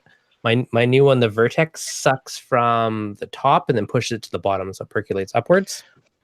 Yeah. Sucks. What I'm talking about is let's assume we're going uphill. Okay. All right. So what one of the geos does is it comes in from the side here, goes near the center, and then has an elbow going straight up. So the opening is right near the glass, but it's pointing upward. I don't think I'd worry about that. I'd almost want it pushing down or towards the media or just the sidewall. Well, what I mean is the water's coming up through the media, Yep. and it's exiting right here at the top. Okay, Yes. in both cases. The Okay. only difference is that one is attached to the top. Yep. You know what I mean? And the other one goes Oh, I see. through and comes out, and it's sticking up like that. Mhm. I hate to give people the bird, but it's sticking up like that. Yeah. Okay, with an open hole. So it's virtually the same. Mhm. But I don't think it you makes a don't- big difference. Okay, this way you don't have to have plumbing on the top to take Yeah. it off. The only thing I would have on the top is your Yeah. output, like your effluent output, because that way Right. it makes it really easy to purge any air out of your system and all that jazz when you're first doing it. Right. Now, You The could do last it on one the is- side. It doesn't have to be, but getting the air out of it helps keeps it quieter. That's just the really Right. big thing. Right? but I mean, all the air is going to come out right in the center in either case. Mm-hmm. But you know, one of the designs that they have, it looks like a newer one, has that elbow, and the other one has a connector on the top. Mm-hmm. Yeah, So- at the end of the day, like either one works. They're forcing water with CO2 in it through the media, and then Yep. usually somewhere in that pipe you're gonna inject your CO2 in your effluent, and then Right, you just right. gotta let it push itself out at the end. So I mean, No. honestly, ahead. I don't think it makes a difference. I think it's just for looks and whatever fits, with your plumbing. And Now, one of the other options is that I can drill a hole in it and put a catchment Mhm. for the CO2, and have a line run back down to the motor, near the Mhm. motor. And I was wondering how many people do have issues with the CO2 collecting. Some of these CO2 unit, I mean, some of these calcium reactors have a dome up here at the top. like the Aquabax one, And- for instance, has the dome, so it collects it. Right, The right. Vertex one has a little port on the top, at the very top, that sucks it Right. back into the same tube as the motor, so it kind of helps recirculate it more, so you get a little more use out of it. Right, Right. but I read somewhere where someone says all that is a marketing thing, and it made a lot of noise. So what I did on And, mine is I put a valve on it, so I could tone down the suction, so it can still suck it in, but it can't do it at like hyperspeed to make it quieter. Uh-huh. Do you need it? Probably not, because lots don't do it. Does it make it more efficient? Maybe. It's hard to say. I'm just trying to figure out what would be the best design possible, since I can make it any way I want to. I have Mhm. access to laser cutters and all kinds of Nice. junk like that. I can tell there's some snazzy looking pubes you got there. Yep. But nobody has any real opinion on how to do this? I don't think it makes a big difference. As long as water's circulating through the media, and then, you can inject CO2 somewhere along your piping for that. You can Right, just put a T in right. it. You can also Right. push your effluent in, which it could even suck it in potentially. And then, just something on the top to push it out. So they're and then pretty I've simple also- for as many tubes and fancy things as they are. It's a pretty basic concept. Right. If you want to be I have extra hardcore, you can do a pH probe on the top. Yeah, I'm gonna put that in. I have seen people just put one of these 1/4 inch in there, and Mhm. then the air eventually finds that 1/4 inch hole. Yep. But I did that. I just don't get whether. I mean, there's got to be a right answer whether that extra CO2 needs to be vented off or not, or whether it's just going to be sucked back in the main port. Right. It Does doesn't- recirculating it help you in any way? Do you get any bang out of that? Or it's probably slightly more efficient right. To do Yeah. what? to have that recirculation, to recirculate the excess CO2.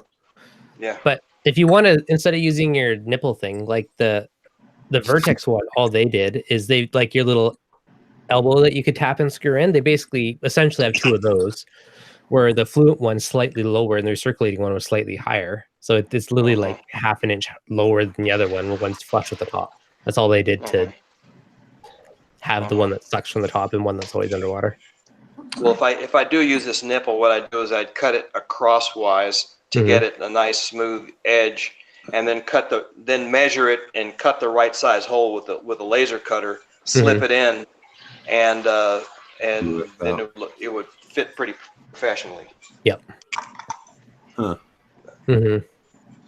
I don't think I would bother with the nipple, to be honest, though. I think I would probably just keep it simple and just tap a hole and just thread in your little 1/4-inch push fitting. Well, Yeah, that'd probably be easier. Murphy Aquatics, but he said, tell Asa, the simpler, the better. Check out Reef Octopus Various Style calcium reactor. Does that have a dome on it? I don't think so. I think it does. Nope. Oh, it's super basic. And there's 2 1/4-inch fittings here. Let me screenshot this. Left screen. Yeah, super simple. Pump in the top and bottom. There's 2 nipples in the top. So, and then you got a nipple, one on the side for your CO2. The other one's probably your intake port right there. And then the top one's for your fluid, and the other could be pH or recirculating. But yeah, super simple. Ugly man, I don't know how it is in where are you from? Australia? But over here, nipple is a plumbing term. Occasionally. Yeah. Universal. But it's allowed. He says, I just got here. Nipple thing?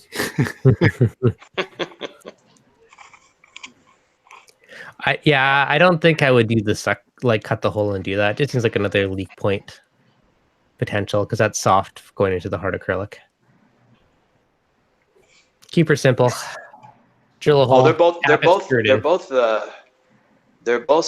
acrylic. So I'll use acrylic glue and it'll weld it closed. Yeah. Right. Yeah. But I like the elbow coming in from the side, just blasting the top. I think it would help. Oh, okay. Now, let me back up here. The elbow goes in the side and goes up, but it's sucking air out. I mean, it's sucking water out, so that it sucks it out of the top and sends it down to the bottom, so that you have an upflow. I got it. So yeah, that would work too, because the bubble could sit there, and if it doesn't make it into the pump, you recirculate it. If it doesn't, then it doesn't. Yeah. I think if you're collecting a lot of air, that you need to tune something. I don't think you should be collecting a lot of air. Yeah, I've been reading a bunch about this stuff, and I have had a few people say, yeah, you've got a leak somewhere or something like that. Right. But I bet there's someone that goes, oh yeah, I've done this before, and you need to do it this way. I don't even think I'd worry about it. Like, you got to be injecting a lot of CO2 for it to build up and not be worked into your media. Yeah. And if that's happening, it probably means your reactor is too small for your tank. If it's big enough, I mean, it shouldn't be building up as much. This one's going to be 36 inches tall, so. Yeah, like that's a big reactor. It's overkill. It's just that I had to buy the 6-foot tube, so I just cut it in half. Makes sense. Throw the rest away. I agree. Since it's gonna be in the garage, and height isn't important. Yeah, I think it'll be good. Given how big an overkill it is, I don't even think it's an issue to worry about for the gas buildup. Right. Because there's so much media you're going to have inside that big tube that could be potentially sucking it up slowly. Yeah. Okay, thanks, guys. We can go on to the next subject. No, that was a fun subject. Yeah, we're out of subjects. What else you got? Let's put a calcium reactor under a microscope. Yeah, that'll be good. Hey, the ESV, how do you, when you get that, I know you have to mix it, right? It comes 2 ways. It comes diluted, so it's already a liquid, but it comes, if you get a gallon container, it's about half full. So it's just 2 of them, A and B, and then, so it'll just be like, is there a mag in it or no? No, there is a separate mag. Okay. I think, magnesium wasn't one of the things. I'm still working on the video, So So it's just calcium and alkalinity then that you're mixing, and then so I would just take my BRS calcium alkalinity offline and just put the ESV on and leave the mag running, or what? yeah, or if you're running a mag, then you could get ESV mag. They do make Yeah. them. Are they all supposed to have trace in each bottle, or is it just one of the bottles has a trace? They don't tell you which bottles have the trace, but So you it get a bottle of within three, the you two make sure parts. you get it. No, within the two parts, they tell you what you're getting. Gotcha. It's iodide is in there, strontium. There's a few things. I don't have them right off the top of my head. Yeah, you said you're doing a video on it? Yeah, as soon as the stuff finished melting, Right. which I'm sure it is. Yeah. I was just going to literally drill 2 holes in the caps of the containers that came in and drop my rigid tubes into them, and boom. Yeah. There you go. Start testing alk and calcium, see how more potent or less potent it is. Yeah.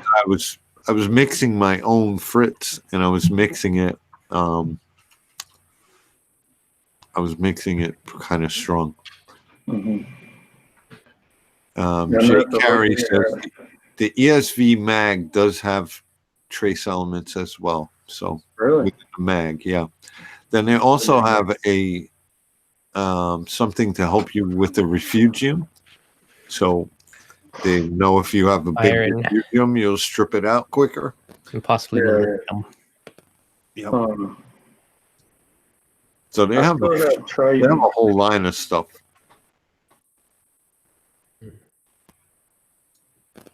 I still have the Triton, but it's the one with the pro algae elements, and I've seen some people get some jacked up algae from that stuff.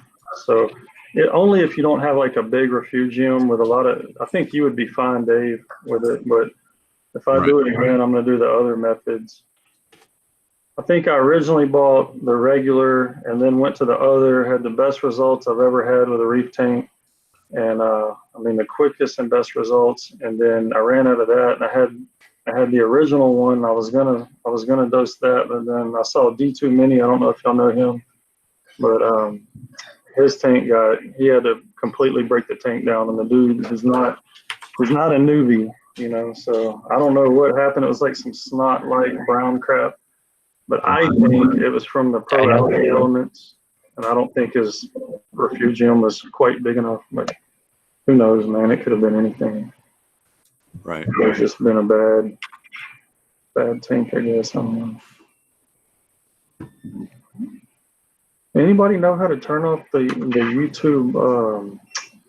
Keep getting notifications on my screen, and I can't remember where to go to cut that crap off. Like when I'm watching a stream or on my phone, or really on the laptop, they just pop up on the computer on the bottom right hand corner. Yeah, you can click somewhere down on top of this, hover over something for notifications and turn it off. Okay. Yeah, that's actually Windows, I think. I don't think that's. Oh, is it Windows? Okay. Yeah, it's Windows. Yeah, it keeps telling me something about. Nasaria snails are ruthless. What is Billy showing us something? Because I'm still on ACES, and I've been trying to figure out what we're looking at by ACES. It's like the edge of something. It's like, yep. I was just showing something. It was just a pile of Nasaria snails.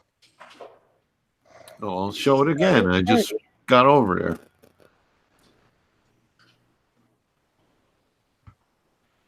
Okay, hold on.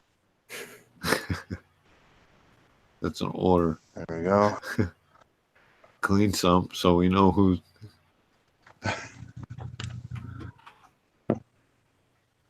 Something. Yeah, that means it's not over mine. Something fell upside down, probably. It's a party over there. Oh, yeah. It's a snail party. Holy. That's the one good thing. If you have a reef tank where you can't get fish if they die, just get Nasaria snails. Yeah. Nice. Count those chromas tomorrow. Right.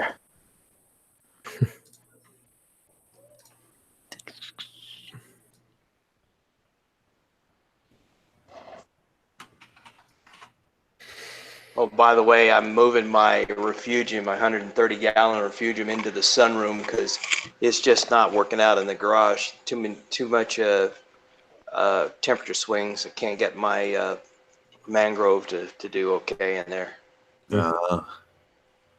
I've been getting temperature swings in the basement. I actually had to throw another heater in the sump. Yeah. What kind of mangrove do you have? Is it a red or a black or what is it? Probably a red, right? I don't remember anymore. I did the research, and it's the one that will grow in a fish tank. Did you get it when it was like a long propagule? No, this was. Or did it have like a bought it little as a two leaf? plant. I bought it as a plant, like a potted plant, about 3 gallon. Yeah, Let's see if I can. I got it for like $70. that's a red. I can already see the roots. Yeah, that's a beauty. Man, to be honest, I grew them in freshwater before and like dosed the crap out of them. And man, they grow like crazy in freshwater. Better in freshwater than in salt because, oh yeah, like crazy, man. And I didn't know you could do that. oh yeah, yeah. And but you can add all kind of supplements in there that you can't add when they're in salt water, and they just freaking take off, man. Crazy. Yeah. But you know, I like the idea of having it in that tank. Yeah, I know. Everybody wants to grow them in the reef. The only thing is you can't really add like a lot of stuff to really make them go. I mean, they'll go, but they need a lot of strong lighting. Yeah. Unless you're Julian Sprung, then you can grow them. I have one in my sump between the baffles growing. Yeah. He brought one to Reefapalooza about the size of a smart car. Yeah, he's always got that big one. Yeah. Well, this is kind of nice. You know, it's a 3 gallon. His is probably 6 gallon. But it's it's a pretty good size. It stands about 3 feet tall. Mm-hmm. And I haven't been taking care of it, so that some of the leaves have gotten brown because it's wintertime and whatnot. But that's pretty good. That instead of starting at a little 5-inch tall, whatever you call them, you can buy the full propagule. You can buy a full-grown plant. I mean, not a full-grown plant, but just a reasonable sized one. Yeah, there's a guy on eBay that he's out of Florida, and I know him pretty well. But what he does, he has like a little pond, and he lets them grow on the rocks so that the roots don't go deep in the ground, and then he just takes them off of the rocks. So you can get like a full. If you want a big tree, he'll get you a big tree. But he can get you anything you want. If anybody wants one, PM me and I can get y'all biggest, a really big one if you want a big one. How much do they cost? They're pretty cheap, man, to be honest. And yeah, I think I got a couple of videos of his pond. They're older. And is it a freshwater pond? I don't know if it's freshwater or saltwater, but yeah, I know they'll grow in both fresh and salt. Yeah, you just have to acclimate it. Yeah, you just acclimate it. That's cool. But their root system, they can like take all the salt water out of the roots. Is how they grow in salt water. Like they forget the word that you call it, but they exclude all the salt water out. Excreted. Whatever you call it. Like I think like 98% of it, like it's like almost like an RODI filter. It's like how efficient they are. They're like super efficient. Highly efficient. Yeah. But I have a black one right now, and it's growing pretty well because they're local to me in Texas, and they actually survive down here in the winter until you have like a really hard frost. The reds, I've tried to plant reds down here, and as soon as you get a little bit of cold weather, man, they won't make it. Yeah. James in the chat said there's thousands of props floating here in Florida. Oh yeah, they're all over in Florida. So. Mostly in South Florida, like down there by. Once you get past Orlando, there, start seeing them. Yep.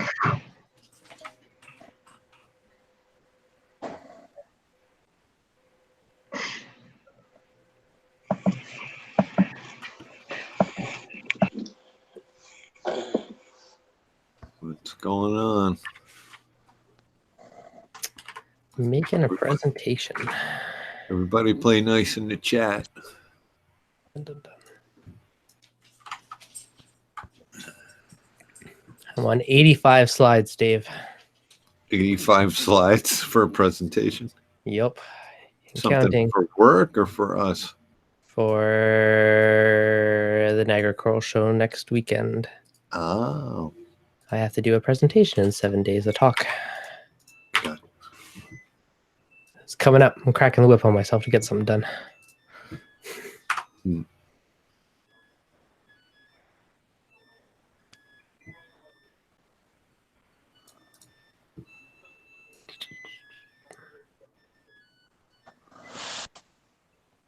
So, what's new and exciting with you, Dave? How's things? Nothing too exciting going on. Yeah. No. The nano tank had the heat issue, hmm and it's not looking any better or any worse at this point. I'm thinking of just actually taking it down. I'm Oh, really? getting tired of carrying water changes up to the second floor here. Just put it beside the other tank and then link them together. Eh, And then it's no extra effort. Other than cleaning the glass. exactly. I might as well just put it in the other tank then. hmm What I got going on. Just till I'm feeling better.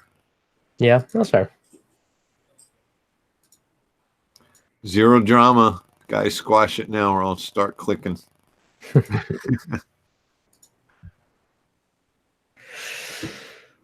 Holy smokes. It's a lot of work. You guys have ever had to do a talk? It's a lot of prepping. It's a lot of work. You weren't. Ryan says to tell Billy the Billy vision works great when driving in the snow as well as looking. Dude, I used mine this morning in the snow. Like, he's right. Oh, with snow glare? Yeah, dude, it totally, instead of that, oh, my eyes are killing me because it's so bright, you put them on and you're like, oh, it's all good now. That's really, really good. Hey, Reefer Kenneth, yeah, I have my Senai, and it's not the alkalinity model. That alkalinity model's not out yet. It seemed like it was coming right out soon. I mean, that would be a great thing to have. If mine did alkalinity, I'd definitely use it more. Yeah.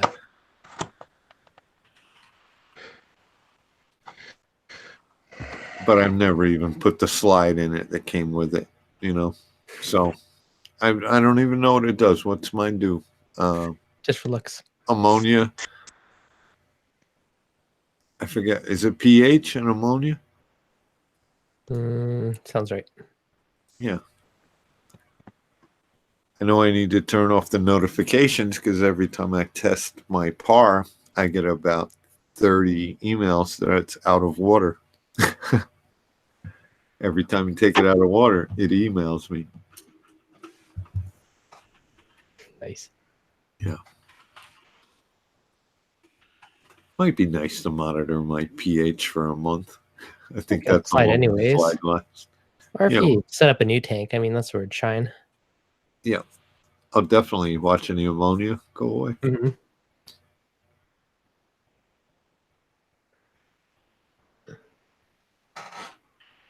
But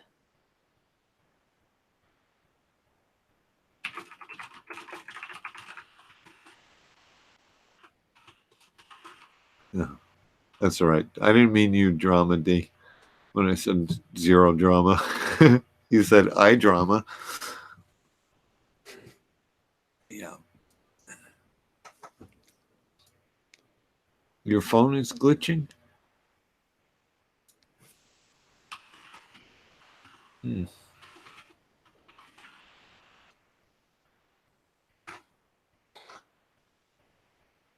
Said I then at Dave. Okay. 1 hour before I had come to work today, my bubble tip kamikaze into my Nero 5.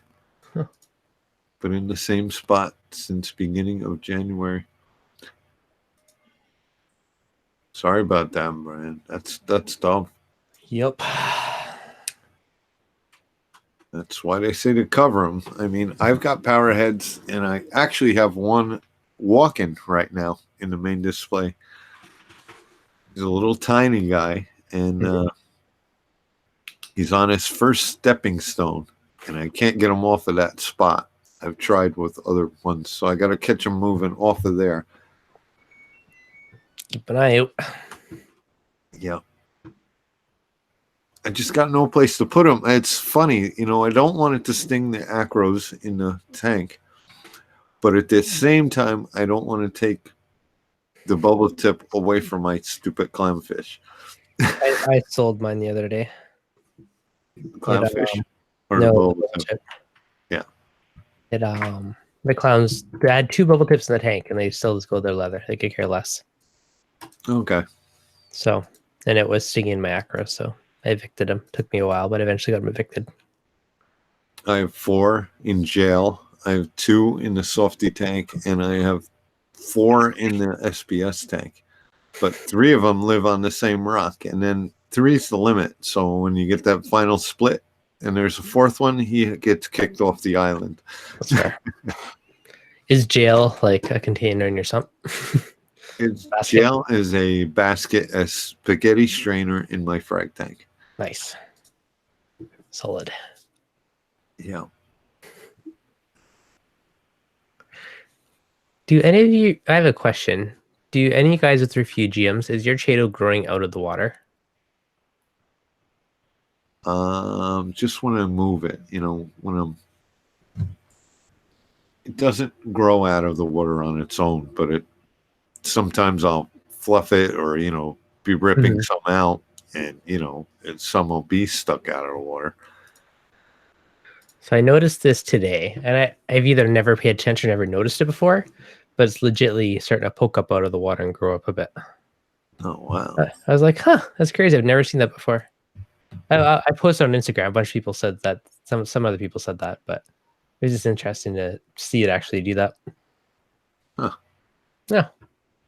So I was just curious if it's like a common or some weird thing. Well, what light you using? The Prime AI Fuge. Prime? Yeah. Oh, Drama D said that trick worked great to get a Nem off the rock. Excellent. It did. My Nem trap was a success. What did you finally do? I use that whatchamacallit putty that you can melt, like thermo whatever putty. I gotcha. Yeah, there you go. And I made so it wouldn't move after blasting it with flow and like 8 bazillion things. It just was a lost cause. So I tricked into moving. I built a big dome over top of its hole so that he had to walk out of his hole to get to light and flow again. Now, this was like the first version, I think, of this photo. And I tried to pop it off and his foot was still in the hole. It's like, he's just stretching. So then I reattached this and then I put a second cup. So it was like a dual layer one of these. And eventually he had to walk out far enough to get to the flow and the light. So I finally got him. Cool. Yep. So if you can't beat him, you got to trick him. Thanks, Joey. $2 super chat. All right. With a thumb up, and I don't know. Yeah, okay. Jeeping Reefer, you've seen that before. Forget super dense. Okay. Oh, it's nice. beers. Okay, it's beers. Nice. Solid plan. Sometimes I can't tell what they are, so I don't know if, how to take it. Like a man. Yeah. Still considering a blue carpet, but don't know if I want to deal with it. Yeah, carpets are cool. They can eat fish. Yep. You gotta have the real estate and the cojones to have a carpet. Yeah, if you do want one, I'd just stick to like a mini maxi or a small one that won't overtake your tank over time. Yep. I had the bubble tips actually sticking to me pretty good where I never noticed it before. Yeah. Nice. Yeah. They can be sticky little guys. Yeah. It didn't I had no effect or no, I didn't break out or anything from it. But I was just like, get off of me. Yeah, rock flower, same thing. Those sticky little tentacles in those guys. Yeah, but they say those carpets are hard. They're crazy sticky. I've had those before. Yeah, I bought a couple of little rock flowers, little small ones, and I set them down, and they blew off the rock after a while. I didn't attach them well enough. I cannot find them anywhere. They just disappeared. And I've got a lot of open space, but that's some quick money down the drain. They may show up. They may, try and find some light. Mm-hmm. But if they're not attached to anything and you've got a lot of wicked flow in there, it's not good. Dun, dun, dun. Yeah, if you can turn your flow down till they get settled. Yeah. Can you keep a carpet in a bare bottom? I kind of feel like mine might have been on a rock, so I'd say so. I'm pretty sure mine was on a rock and not the sand. My mini maxi. Yeah, you can keep anything on bare bottom. You can attach to it. Don't get emotionally attached to your fish. Wow. Except for the carpet. Well, a healthy fish is usually okay. It's if one's like weak or something and it gets too close, then it could be trouble.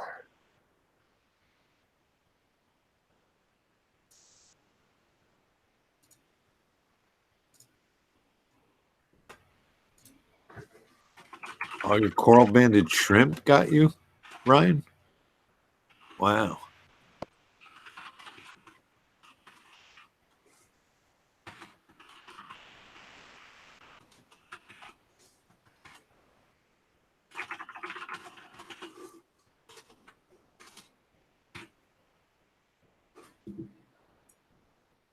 Mine always looks like he's going to do some damage. He just like rushes the fish with both arms. Swinging around there like, no way, bro. We'll use the cleaner wrasse. Thanks anyway. But I want to get him out of there, but every time he sees me, he's like gone under his rock. He knows you're after him. Yeah. Yep. Because I can't put any other shrimp in there. He'll tear them apart. Oh, that's a pain. Little punks, eh? He's big. He's huge. Yeah. As far as cleaner shrimp go and stuff like that. Mm-hmm. He's cool looking, I got 2 of the fire red blood shrimp ones in mine. They seem to get along. They hang out together. And... Yep, I've got 2 in the soft tank. Nice. I don't see them till I feed the tank, and then they come out and trample all over everything. Mine are little buggers. They constantly just try and steal food from the corals. Which reminds me, I've had food thawing for hours now. I should probably feed that. Yeah, they might appreciate that. Yep.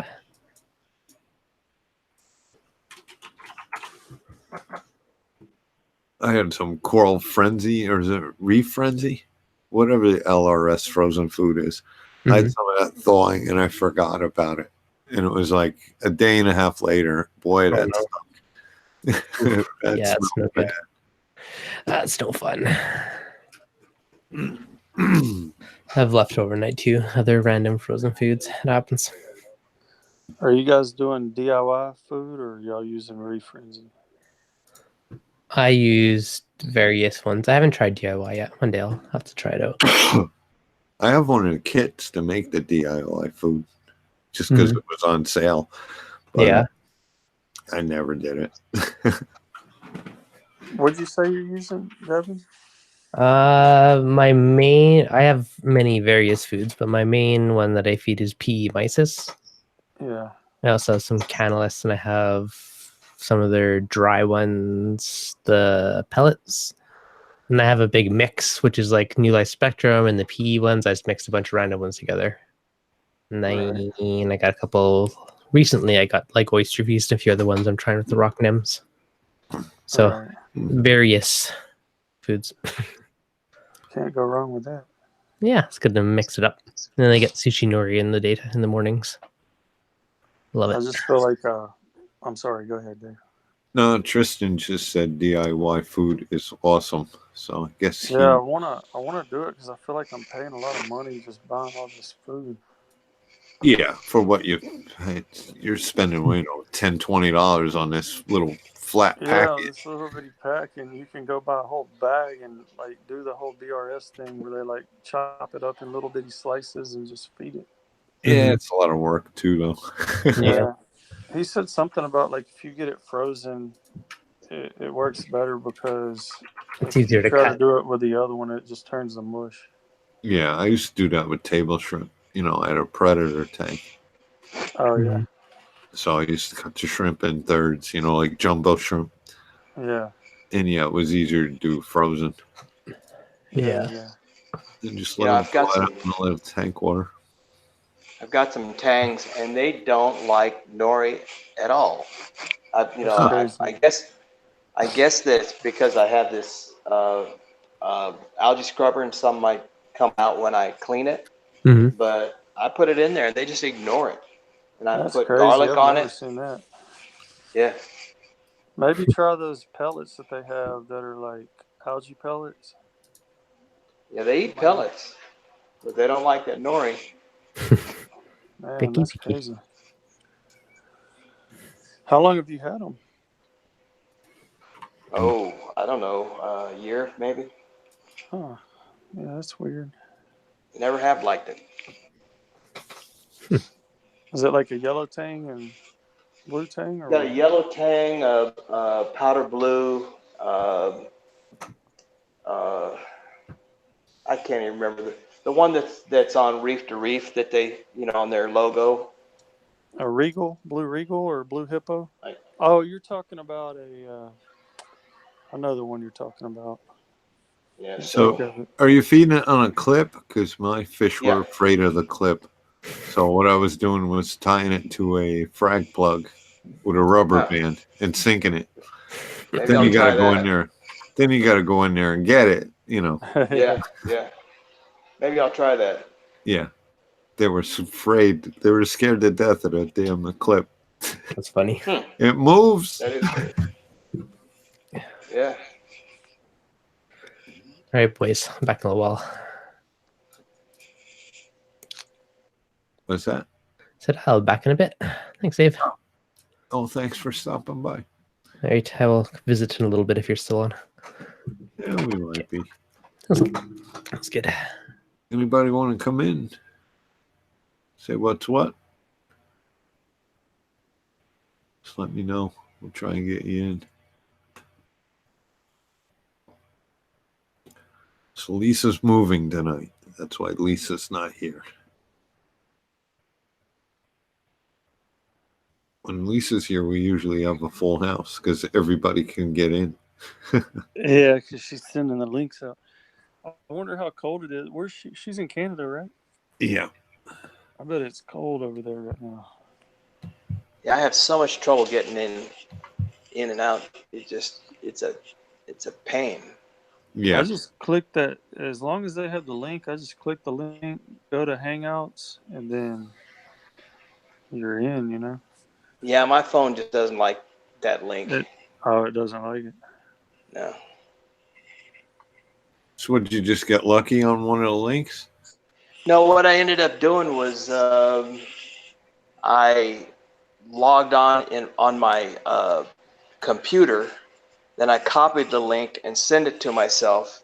Then sent it to my phone, and Once then you had opened it in it the from the phone. email. Gotcha. Yeah, yeah. And I didn't realize I could do. I'd forgotten that I could do that. Right. The links seem to work fine for me. Yep. Sometimes it Yeah, I don't know why mine doesn't. Sometimes it doesn't. Mine never, almost never did. Like a couple weeks ago, it started working for 2 or 3 days, and then it stopped. Yeah. Well, like Joey said, Apple has its issues. Android has its issues. Yeah.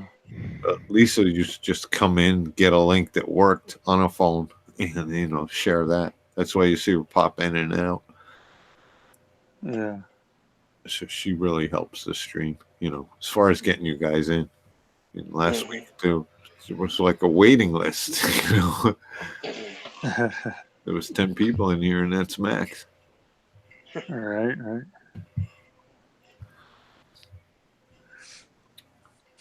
So what's new, Tristan? Oh man, just got finished editing a video. It's gonna launch tomorrow morning.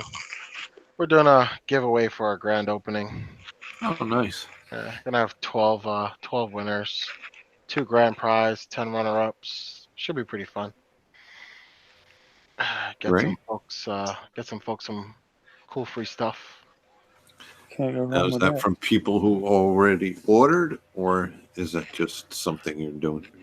Well, what we're gonna do is everyone who ordered during the soft launch, we're gonna give them extra entry, and anyone else who is ordering, they're gonna get extra entries too. Gotcha. So we're using one of those things called Gleam.io. So if you click it, you can subscribe. If you visit our Facebook, you get an extra entry. So gives everybody like roughly around 5 different ways that they can gain an extra entry into the contest. That's cool. Yeah, I think figured it pretty cool for everyone. You know, I think the most thing that we're doing is looking for feedback from people. We want to know what you guys want to see, and if you like our prices. If you don't, then let us know. So we Hmm. can make some changes. Well, I haven't been buying coral, so to be honest, I really haven't gone through your site, with that in mind.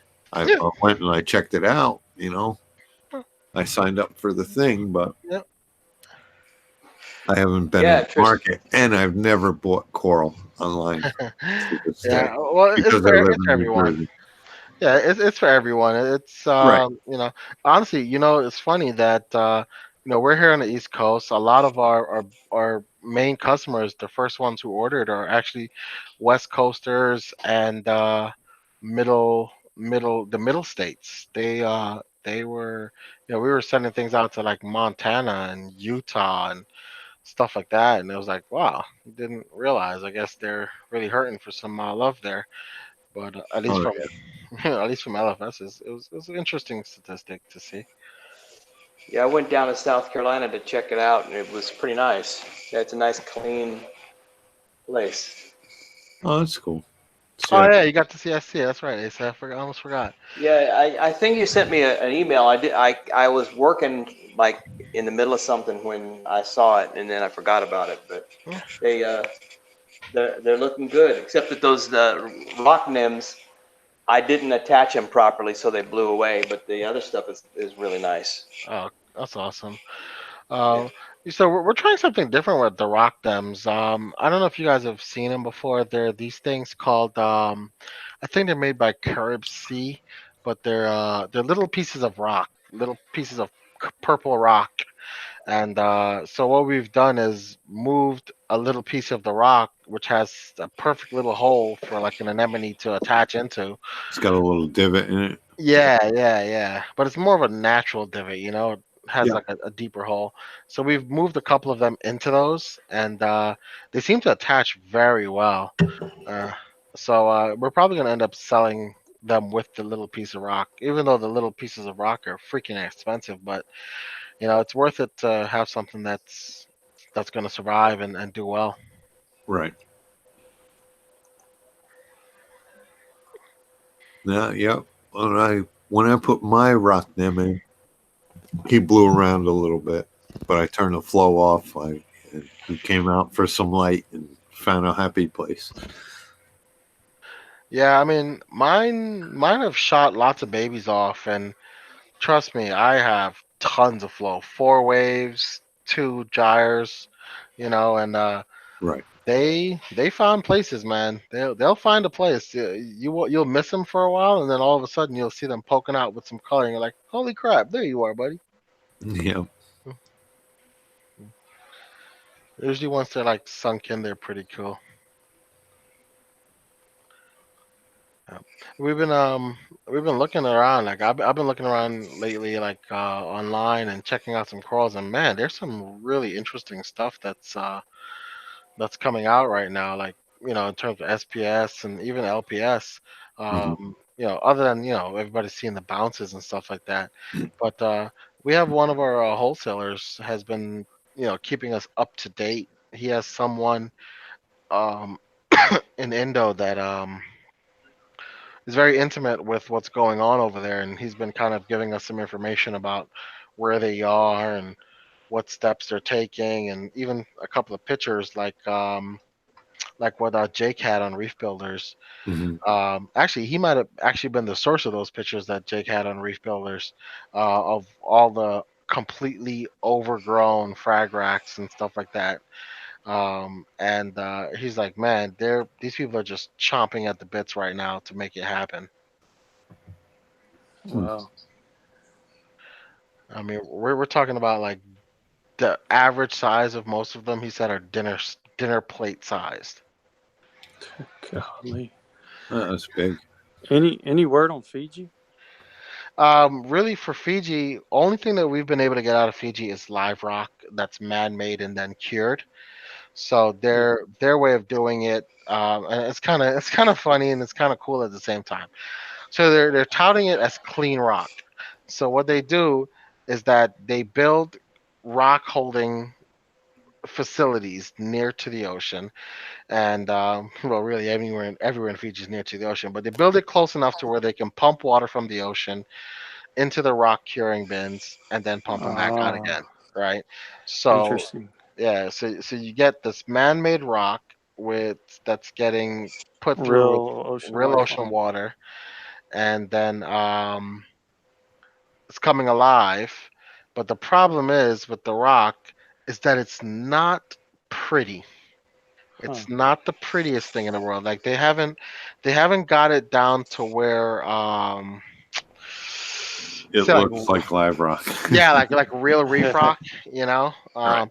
But if you guys remember, I mean, if you've been in the hobby long enough to know what Fiji rock looks like, they're very bouldery to begin with, Yep. Yeah. you know. So if that's all they have is inspiration, so to speak, then that's what you're gonna find a lot of bouldery, you know. Mhm. Yeah. The rock I have in my tank right now, like I just absolutely could not do anything with it. And I wish I would have just waited and got some of that good. It's that rock that everybody's getting right now. That we were seeing a lot of shipments coming in. The Haitian rock, and that's some beautiful rock. The Haitian rock is very platy, and that's what I like about it. It just comes in such great shapes, like to where you don't hardly have to have any rock on the bottom of the tank. I mean, there's just some great shapes with that rock. Yeah. Mhm. I think, I mean, I have a couple of plates right now in my frag systems that I've been curing there some real reef rock. So I've been wanting to do for a long time now a little bit of a reaquascaping in my main display. Hey, Um, Asa, y- Asa, your mic is rubbing on. So you're playing with styrofoam. Thanks for muting. You're muted now, but yeah, so I have it actually curing there, and so the problem with me is that I have colonies that are so overgrown right now that I'm gonna literally have to have two people, one person holding up an entire rock with 5 or 6 colonies on it, I can help you with those. right? Yeah, Just to slip one of the plates in underneath the rock and then drop it back down on top. So me and Dave will give you a hand. yeah, I've been I've been planning for days. Every day I go down there, I grab a rock and measure some stuff, and Mhm. uh, it's We're, it's nerve wracking, but it'll be all so right. you have a store? Is that what you were saying? Yeah. So SC Reefer, another YouTuber, and we opened up a little online store, and we Sweet. have a grow out facility that Where people you? can come and visit. What state are y'all located? I heard you talking earlier, but I walked out of the room. Oh, North Carolina, North North and South Carolina. Carolina. Yeah, the store's in South Awesome. Carolina. Yeah, right at the Yeah, border. yeah. That's awesome, man. So y'all are pretty much close to Florida too. Yeah. Yep. They're kind of in the middle. Yeah. You could come Yeah, up here or go down there. Yeah. Kind of the yeah. sweet spot. Yep. Hey Ryan, yeah, it does sound like your chromas are starting to mate. Flip locking. Yeah, Tristan, I have a friend that lives in DC, near DC, and he was planning, he'd gotten all the information to transship going the other way. Instead of going over to LA, he had it shipped going the other way, coming into DC. Mm. And he, he had more options to get from, you know, like the guys in Europe do. Yeah. Yeah. See, one of the main issues that you're gonna find is, let's say, a box costs like 400 or $500 to ship, right? From say Indo or Australia. When it gets here, it costs, that's just the shipping cost, around $400. And then, you still have to pay for what's inside of the box, the per piece All the cost, water. right? And then all the water. And then when it gets to LA, like, so just to put it into perspective, I don't know how many of the viewers kind of know what it is, like what happens, right? So let's say if we want to order corals to ship next week, say we want to get in a box on Tuesday, we would tell them, um, this Tuesday, we would say we want 10 SPS coral, 10 SPS colonies. We don't get to choose. We don't get to decide what they're going to be. We just said we want 10. And then what they would do is that throughout the week, they're going to dive. Once they dive, they're going to grab all the stuff, and then they're gonna charter a plane, or they're going to send it out on a plane, and it's going to fly out. And then, when it gets to wherever destination, let's say if it gets to LA, all the bags are busted open again. They're all dunked, rebagged, reoxygenated, and then shipped one more time to Nice. to us on the East Coast. Now, if you get a direct shipment to the East Coast, that's actually a lot rarer than one would think. It's not super rare, but it's very expensive because of the extra time that it takes to fly all the way to the East Coast. It's 5, 6 Definitely. extra hours, Hmm. and survivability It's doesn't not tend to very be the well. best, especially for fish. For Yeah. fish, survivability is like trash. So it's a necessary evil, but in this case, it's kind of one of the best things one why having a middleman is kind of good, you know, uh, Yeah. because they get to reoxygenate it, they get to rebag it, and it's just a little less stressful, but not Yeah. super stressful. Yeah, Landshark, in the UK, 650 per box is awesome because that's like one of the first place they stop. It's like, once they leave out of the islands, they run up there like Shanghai or wherever the next coral stop is for that flight. And then you guys get some of the primo stuff. I just wish that your dam, um it wasn't so expensive there, and CITES wasn't so really, really, really tough. And it's Yeah. dumb. It's funny when these boxes land on the tarmac, right?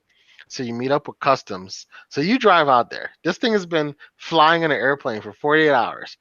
You meet up there on the tarmac with the customs agent, and they open every single box. Every single one. Wow. They check every single coral. And if you can't identify what the coral is, they pull out this big book of all the corals of the world, right? And they look through it until they find the one to make sure it's not on, endangered species list or something like You that. gotta be kidding me. Nope. And then they tape it all back up again. And so you're Oh there for my half a gosh. day Yeah. before. Yeah, it's there for half a day if it's Yeah, a I was about to transship say, how order. long does that take? Yeah, it's a half a day. It's a half a day. That's if it's a transship order. But if it's a transship, meaning like direct land, and you are in possession of the CITES certificate, so you're shipping directly from them to you. Now, if it's a transship where there's a middleman who's going to rebag it, you don't got to go through any of that stuff. They've already Nice. done the legwork. But Right. if you think for a second that they're not going to ship you a dead coral, you're wrong. If it's bone white when it lands in LA, you're getting shipped a bone white coral. That's just how it is. Can't even Huh. complain. Crazy. Can't complain. Yeah. Thank you, Sherry, and good night. And hello, Tina, and hello, Meldium. Yeah, so Jeeping said homegrown. Man, that's the best way, Jeeping. Is homegrown is the way to go. Problem is a lot of hobbyists can't grow them fast enough. A lot of Yeah. aquaculture can't grow them fast enough. What are y'all using at your shop? Y'all using calcium reactors or Um, dosing pumps? a combination, actually, to be quite Yeah. honest with you. And it's the way that we found to work. And we haven't. Well, the funny thing is that we figured out a lot of stuff on our own Yeah. when we were doing it, but at the same time we did have somebody who used to run a store kind of advising us in our Right. enterprise. So they were a very great resource. And so two things you got to Mm-hmm. worry about a lot of the times. So you're running frag racks, right? And Mm-hmm. frag systems. So you have these big sumps full of rocks inside of it that you're using for your biofiltration, right? Mm-hmm. And you usually have like giant bins. I'm talking about like a Rubbermaid tote just full of bio balls and marine pure and all this other crap, Right. um, to hold the biological bacteria that you need. And then so you're in an environment where things are going in and out very often. So how do you put a calcium reactor on that? You got to adjust that thing Right. every single freaking day. If you have a big sale and you sell Yeah. out, you know, then you're pumping in massive amounts of calcium. Your alkalinity is going to skyrocket. And then you're So, taking water out of the systems constantly, bagging Right. yep, coral. If yep, you're yep, cutting coral and it's trying to heal, yep, that's a whole yep. nother. So, Golly, I can't even imagine. so our solution to that was we run the calcium reactors to keep a baseline. So our baseline is with no corals in it, right? Our calcium reactors will keep it at say 8.5. And then as we add or remove corals, we have dosers that To dose supplement. will supplement, correct. Yeah. So to make it easier, we'll say like, okay, if we dose 24 times a day and we sold out a half or whatever, then we'll cut it down. We'll throw it down a couple of levels, a couple of mils to make sure that it's that we're keeping up. So we're dosing like Right. 3,000 mils a day, I think is what What we're at kind of right now in the dosers are shop. y'all using?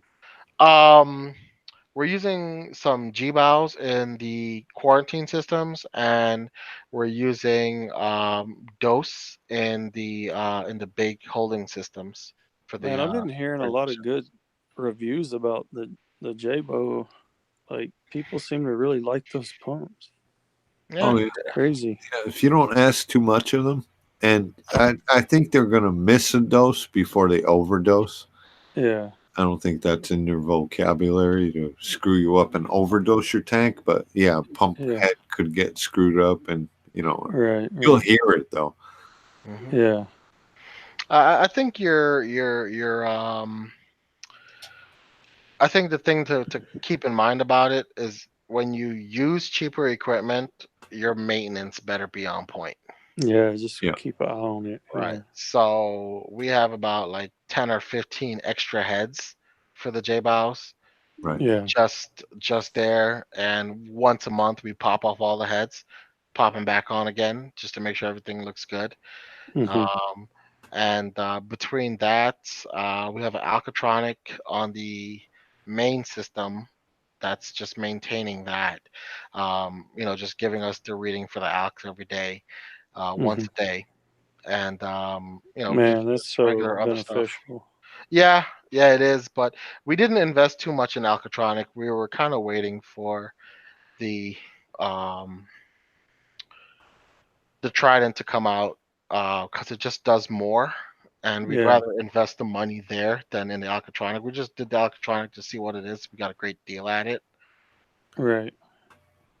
Um, so we use it just kind of as we saw Reef Dudes, we saw his review of it, and we really liked it from there, and reached out to the company, and they were receptive to having us try one out, and um, so we decided to bring one in and just see how it was going, and Yeah. it works, it does a good job, but That's good to hear. waiting for that Trident to really make a landfall to Do they bring have a it home. release date on that or no? Nah. Yeah, Yeah, I got to they're run, guys. All right, yes, later. sir. Thanks for stopping by, Asa. Yeah, Awoken, we're not like super early adopter type folks. Awoken mentioned you people jumping on to try it when it comes out of nuts with 6 to 12 months. So as a consumer Awoken, I would wait 6 to 12 months. As a store, we can get whatever the hell we want, and if it doesn't work, we'll just bitch until they send us another one. Right. Right. So yeah, I would suggest people wait 6 to 12 months. As a store, we're gonna get it day one. Nice. And if it doesn't work the way we want it to, we're just gonna bitch until they send us a new one. All right. What's that thing gonna retail for? I think I heard like Five eight. 99. I think is gonna be. Okay, so cheaper than I thought. Talking about the Trident. Yeah. Yeah. But you need an Apex to read the Trident, right? Yeah. I need to get another Apex. Yep. Or the when I brain. when I tore down my last system, I got out of the hobby for about a year. I sold everything, and I wish I would have never did that. Everybody was telling me, "Don't do it. You're gonna be back." And yeah, 1 year I'm already back. Meldum, you can get the so Meldum says I can't get one because he has a classic. You can get the Trident, you just need the new brain. I think the new brain is only like 250. Oh, so you can take most of the parts of the Classic. So Oh, that's EBA and you can take all the parts of the classic. EBAs, PM1s, PM2s. so it's just the brain. Just need a brain. Got it.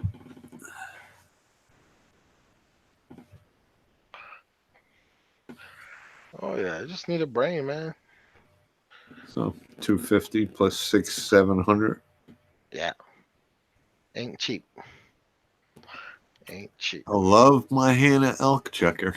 We use I those all love the time. mine too. We don't trust nothing. We don't because it's funny because when SC does his test, he puts it to the line. When I do my test, I put it to the meniscus, and we just average between the two of our tests, and that's what Alk is at the shop. I do the meniscus too, because if you put 10 cc's in there, you'll notice the bottom of your meniscus is right on that line. But if you try to fill it up to the line, it's like it's underfilled. You know what? Speaking of ATOs, you know what's been the number one failure at the store? ATOs. Really? AT freaking O's. And trust me, we've tried Ice Cap, we tried the Apex, we tried the Tons, and that one really surprised me. Was the Tons. That one Really? surprised me. But when I say it wasn't catastrophic, all of their fail safes kicked in. Yeah. So we didn't have an issue, but it was just funny to see that, you know, we were trying them out, and the tons, you know, I don't know if it had a brain fart or whatever, but it just didn't refill one time. We're just, what the hell's going on? And we got it wet, wiped it off, refilled it back up, plugged it out, plugged it back in. Damn thing worked perfectly fine for another like 3 months, no issues. Um, Apex kept running into an issue where the pump was on for a little bit too well. What Too was long. happening? Yeah, what was happening is that Apex's by default has the pump doing a check every 30 minutes or every 60 minutes. The pump does a check, right? Apex does a check to see whether or not you need to turn it on. And in our tanks, we evaporate a lot of water because they're all open top. It's in a Yeah. warehouse. It's stupid humid, you know, Yeah. and so we have a ton of water evaporating, and you know, in 60 minutes, a lot of water evaporates actually. So when the pump would turn on, it would run too long because of the system it was trying to fill up, and Apex would freak out and shut it off. So we set the time down to 30 minutes, and that fixed that problem.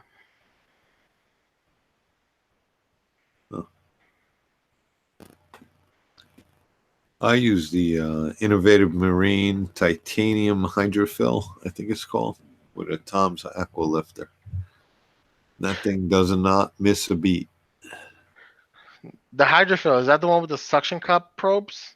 It's got 2 magnetic electronic probes. I must have a really old one then because it has the suction cup probes. It's got two nice little magnets. I actually used an older set to make a what were we just talking about? To make a clip for the nori.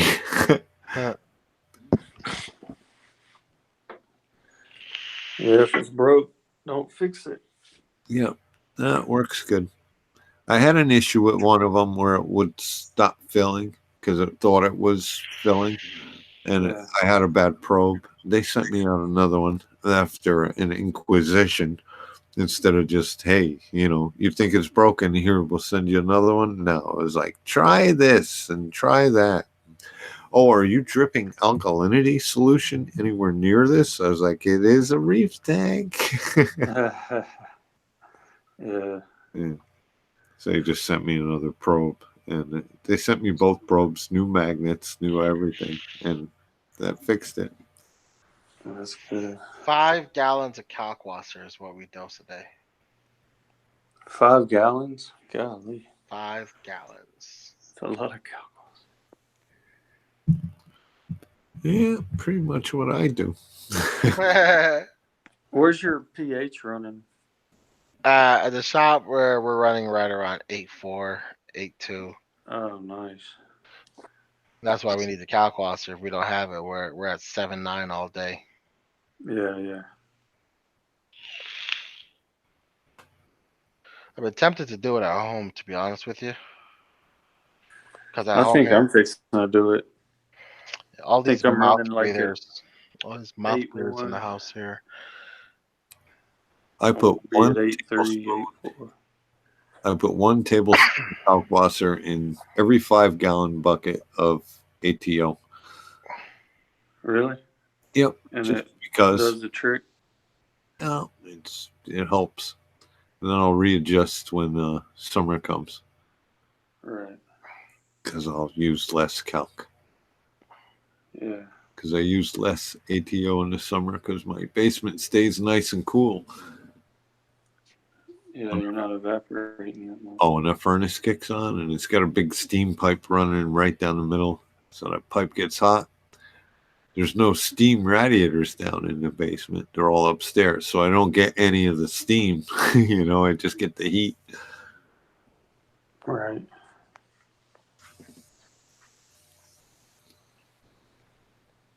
I actually had my bucket. I was making RO water, and the bucket went over for a couple of hours, and it was dried up in I don't know, an hour, which was nice. Because it wasn't taking it out of my tank. It was taking it off the floor. I had a thought today. So we run a couple of dehumidifiers, big ones, like 3 foot tall ones, and they were stupid expensive, like $1,200 a piece, and they pull out a lot of water. That water that they pull out, can we just dump it back into the tanks? Good question.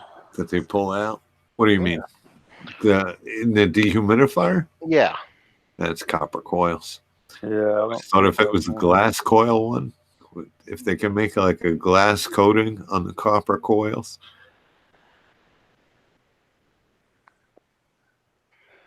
Copper coils, so it would leach, huh? That much? Yeah, it could. That's what I was told. And there's also a mold issue. So I don't know. Do a TDS on it and get back to me, you know. And Send meld it the to Led Triton. Zeppelin now. Get over it. Yeah, I would be kind of leery, I think.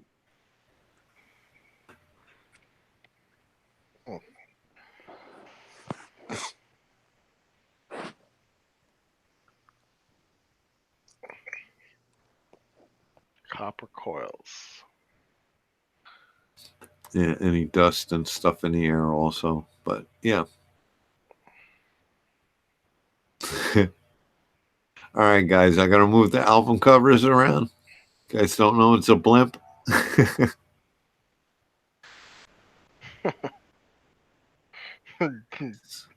Sorry. You know, my back was bothering me and I was having a problem with my nerves, so I set up a whole table over in the other side of the room thinking maybe it's this crappy couch I sit on. Well, that was months ago. I'm still not better. So I'm back on the crappy couch.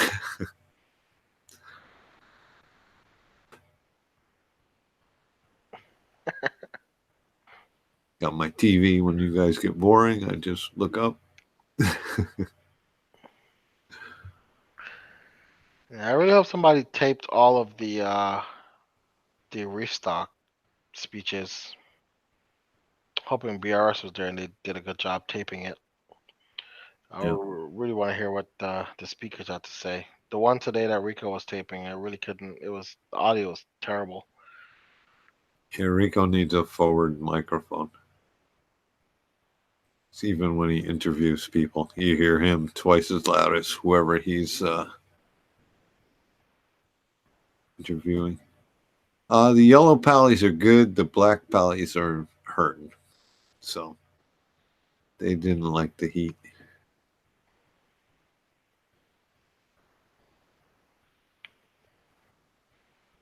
Okay, tell your IG accounts.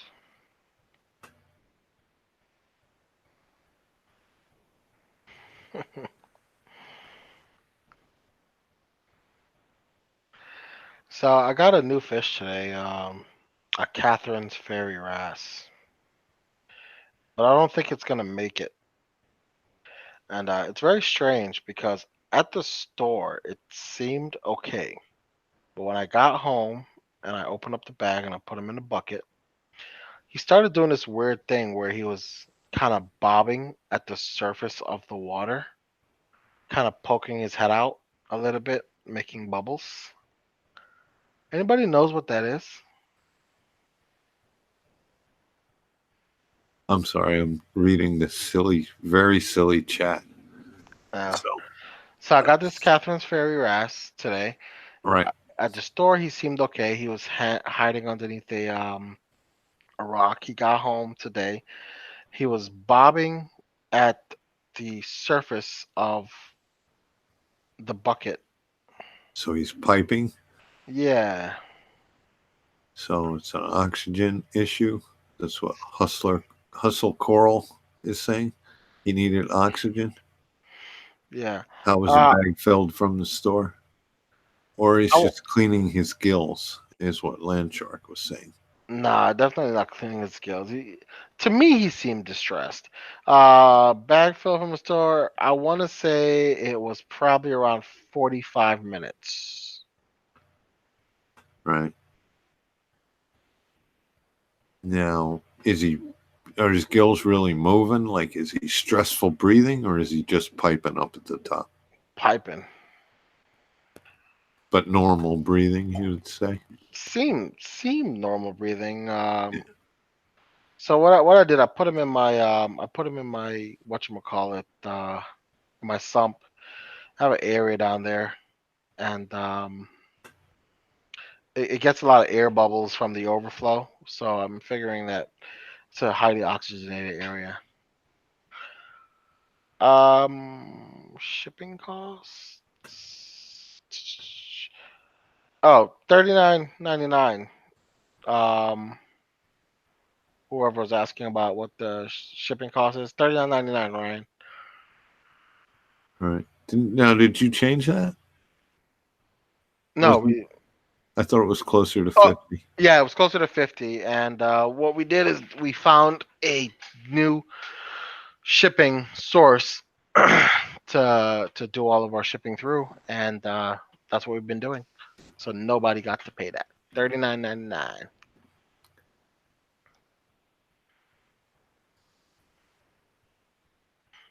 Oh, so Coral says as soon as you open that bag, the ammonia goes boom, and the Yeah, pH rises. So, yeah. So I mean, Hustle. Actually, I got two powder blue tanks as well at the same time. Came out of the same fish system, and those guys have been perfectly fine.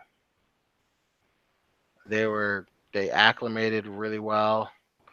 Um, I mean, their salinity that they came in was 1.021, and I run mine at 26, so they didn't have to have very long to get acclimated.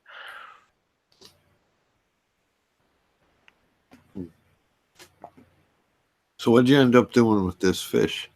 I put them in the sump in an area that where my filter stock would normally go, has a little cover on it, Right. and put them down there. And I mean, I feel like I felt that it could have been an oxygen issue as well. So it's quiet, it's dark down there. You know, there's a lot of critters there that's running around that he can eat. So I figured I'd leave him in there for a few days, just see how he does. Now, is he still piping or? When I put him down, he piped for a little bit, then kind of swam down. And he was hovering for a little bit, so I haven't looked at him since I came upstairs. Yeah, he's probably all right. Yeah, we'll see. I mean, I had a what do you call it again? Has spots all over it. Not a radiant wrasse, but very similar to in shape to a radiant wrasse, a tamarin wrasse that did the same thing. He was racing back and forth at the top of the water at the store, and I didn't think anything of it. And I was like, "Oh, this fish is really active."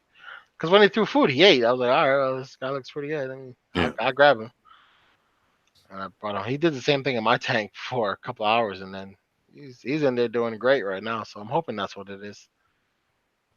I've got a lightning wrasse that eats food off the surface, and to the point where you can hear him snapping at the water when he put pellets or something in it. He doesn't wait for him to sink. So I got a really shy chocolate mimic tang. Really, really shy. I mean, this guy is almost as big as my Naso, and instead of right now, he's gotten a little bit more aggressive with getting food. But before, he was eating all the tiniest little morsels in the tank. He was eating like the tiniest little mysis shrimp, the tiniest little Masiago fish eggs that I put in there from time to time. I was like, what the hell, dude? You should be like going to town on these big chunks. But I don't know. I guess that's how they are. yeah, hopefully he pulls through. Just taking a little shock. Yeah. Go. I mean, my office is pretty good, so if something happens to him, I can take him.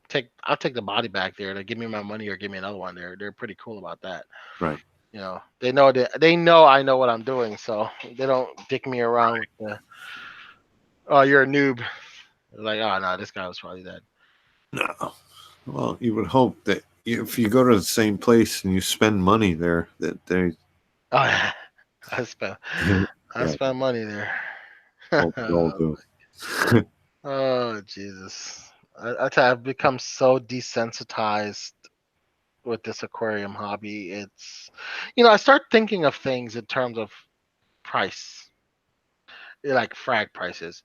Like, I'm on Amazon and I'm looking at some stupid thing that I want to buy, and I'm like, oh, that's just a frag, it's $50. Yeah. Yeah. It's just like, oh, that's just a frag. How many frags is that? Oh, that's 5 frags. Ah, crap. All right, it's a lot of frags. It's a whole Yeah. pack. That's a lot of frags all at once. Yeah, it's a lot of frags all at once. Yeah. Can we spread that out over like a couple of weeks? Yeah, right. Could you cut me a smaller piece of this grocery bill right now? Yeah, right. Give me the seeds off of that zucchini. I'll grow it, and I'll give you back a piece.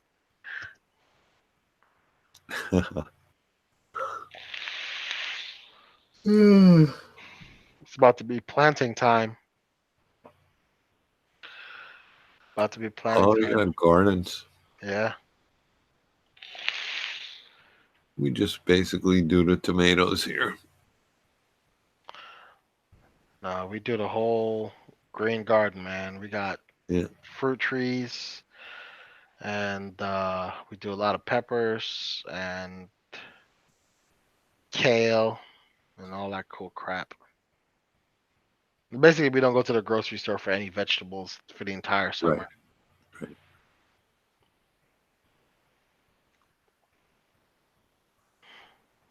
How many frags have you put in your tank at one time at the most? That'd be a better question for you. I don't think I've done that many all at once. I have done a very large fragging in my tank. Put about 20 frags on a rack that came out of the tank, but they all had to heal.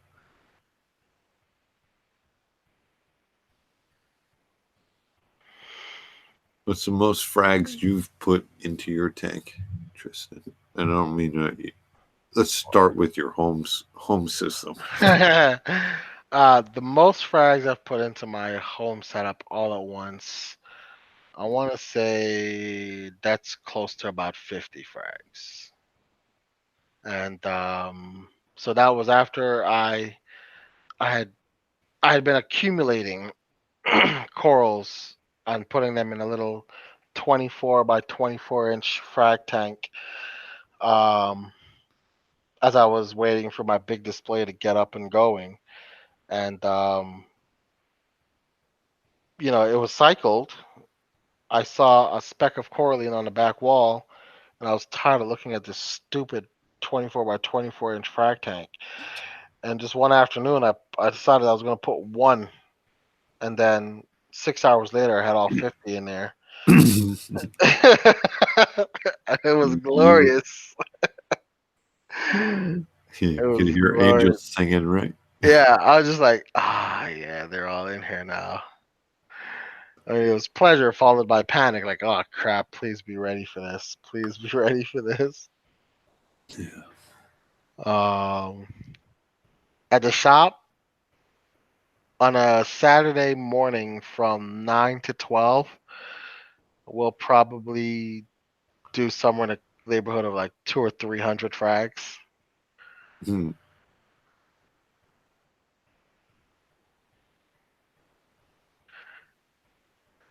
So that goes back to you talking about adjusting everything. Yeah. Oh yeah. That first 24 hours, nothing happens. After that, it becomes a war for nutrients. They start to wake up. Oh man. And you know it. That first day they're all closed up and you're just watching them. And then afterwards, the next day, their polyps come out. It's a done deal. Yeah. Done deal. And they grow fast. When they're frags, they grow fast. That whole little encrusting shtick that they do when they're trying to put some feet down. Oh my god. Yeah. Oh my god, that thing is just ridiculous. We had one that never grew up. It just kept growing out. it just kept encrusting. It's a This is like the dumbest coral ever. We call it it's a strawberry shortcake. We call it the dumb coral. It just keeps encrusting. It's like encrusted over like a 10-pound rock in one of the frac systems right now, and it has yet to go vertical. Wow. You know, I took one polyp of green slimer that just happened to crack off, and I was like, just for the haha, I tucked it under another acro coral, just because I knew it wouldn't blow away. That thing has been encrusting onto the rock all around the acro, but not growing. Like it's laying down its foot, and things are going to happen, you know? Yeah, one of these days I'm gonna take some video of the sump at the shop, because something that we do, like when we get a Zoa rock in, say from like Vietnam, and we frag it up, right? And if it's a really nice Zoa, we'll look around and see if there's a name for it and if anybody can identify it. If it's just a whatever Zoa, then we'll just say, all right, we're gonna throw this into the bargain bin, or when somebody comes over, we'll give them a free frag of it, whenever for whatever they buy. Whether it be $20 or $40, we're still giving them a free Zoa frag. And so what would happen is after we finish fragging it up, we just would take the pieces of rock and just kind of chuck them into the sump. So we have a light that's on under the sump. It's like a like a like a 60-watt par 38 bulb or whatever, one of those bright white bulbs that we use to Right. look inside the sump. The other day, I was like, "Hey, I need a piece of rock," and we went to go pull it out of the sump. And wouldn't you believe it, those freaking little Zoas had been growing with a Home Depot natural, Right. cool white bulb in a sump. It's just like, this is the resilience of these corals are ridiculous. Oh, yeah. What they can get used to is incredible. Now, that's because you weren't trying to do it too, and I think they know. So Jeeping says, have you tried snipping the tip of the top of the frag to stimulate upwards growth? Jeeping, I think I can't even snip the shortcake. I think the only thing I can do is gouge it. I could just gouge. Because it's like, Yeah. you can't tell the stupid thing from a regular old Monty just encrusting all over the rock. It's just not growing up. I just don't know why. Yeah. I have things growing on my rock that I don't even know what they are. I don't know where they came from. I know I put them there at one time. This other thing I just learned it's a digi, because I could tell by the way it's coming up now. But at first it was just encrusting flat. So I guess that will always be on that piece of rock unless I take it off and do surgery to the rock. Caps are notorious for that, man. Like caps, like we would snap them off of something, and Yeah. a tiny little piece would just go floating in the tank, and I'd just be like, especially my main display. Like I only have purple cap in one place, or so I thought, but it's in 6 places now, and I don't know how they got there.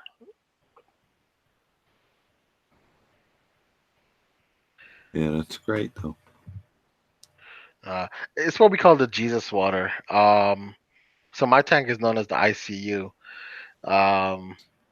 intensive coral unit. So whenever we get something in that's really, really looking bad, they bring it over and they drop it in my tank, and it's just like, all right, what the hell am I supposed to do with this? Make it turn colors. Like, all right, really? So I chuck it in the back of the tank where you guys can't see it on my update videos, and I just leave it there for like a month. Oh god, I'll take a video of the back of my tank. There's like 6 colonies on the back of my tank sitting on the sand bed, just haphazardly, braced up against the back of the rock. Healing, I guess. Some of them were bone white. Yeah. One of them I thought I was gonna just chop it up and put it in my calcium reactor. Tina's talking about her purple stylo. she got from Rico finally started branching. Mine has grown up into these huge things, and then something happened and it died.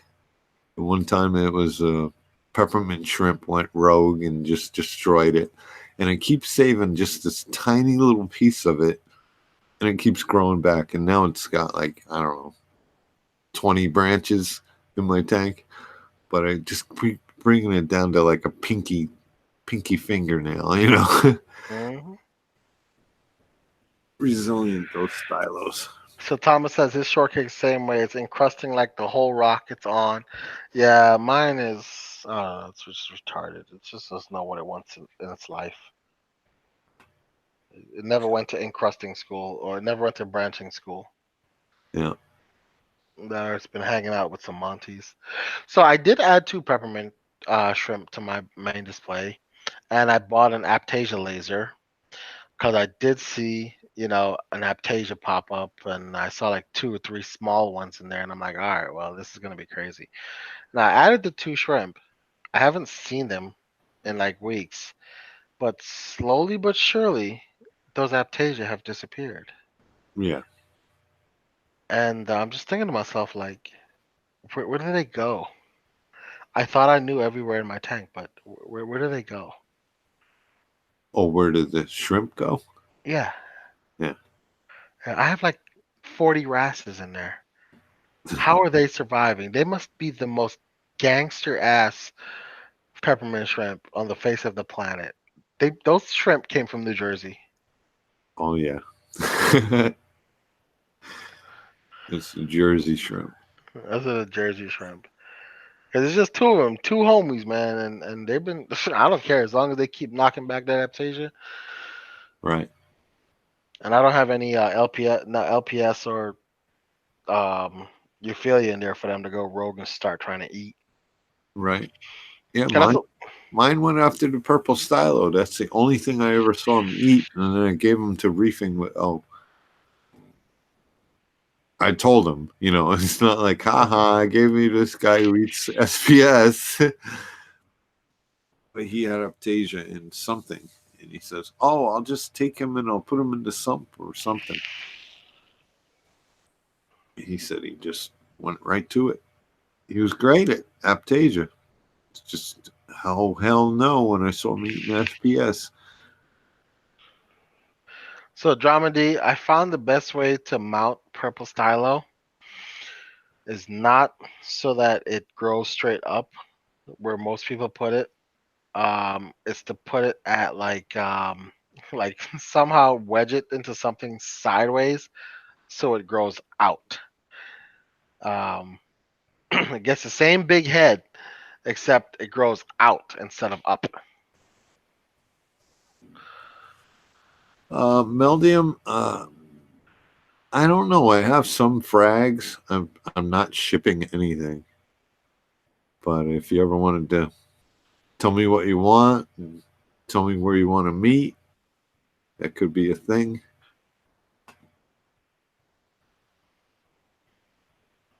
But a lot of my cool stuff isn't really big enough to frag yet.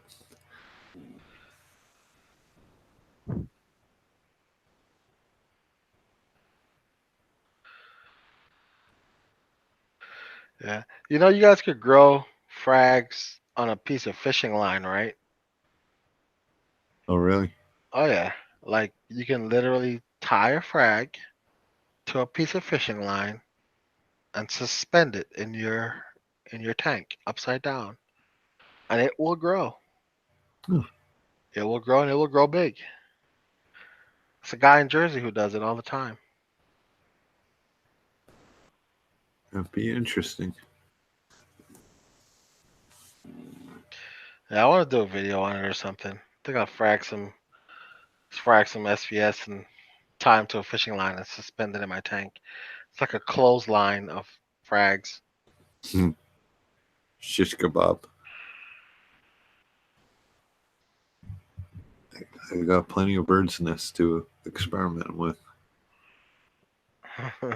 Lyric says a washing line of frags. Hey, if it works for the aquacultures in the ocean, why wouldn't it work in my fish tank? That's right. That's all those guys do.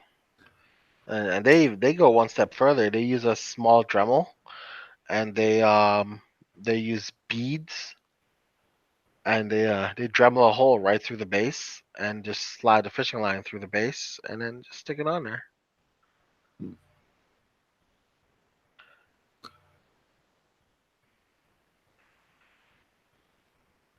You'd think a lot of things would just grow over the line, you know, and you'd have to snip it. Oh, well, that's what they do. They just snip it off. They snip it whatever's grown, but they leave a base on the line, and they just keep going. Right.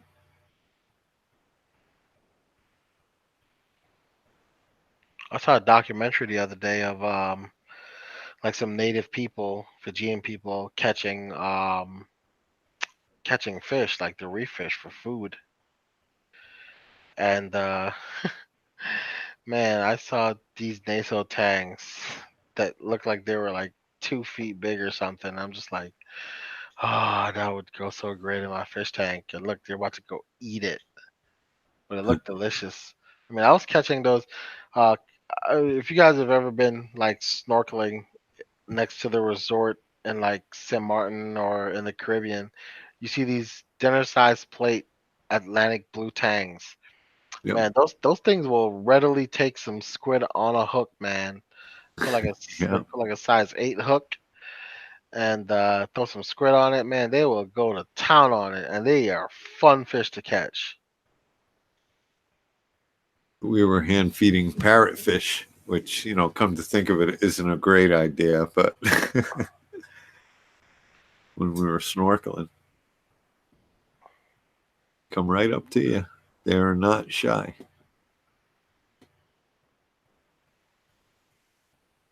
Parrotfish are delicious. Absolutely delicious. So are Atlantic blue tangs. They also taste very good. Pretty meaty fish too for what it is. I think I got a picture on my Instagram of me catching one. That was a slip, but enjoy your new wrench, Jeeping Reefer. It's trying to do something else. Reefaholics.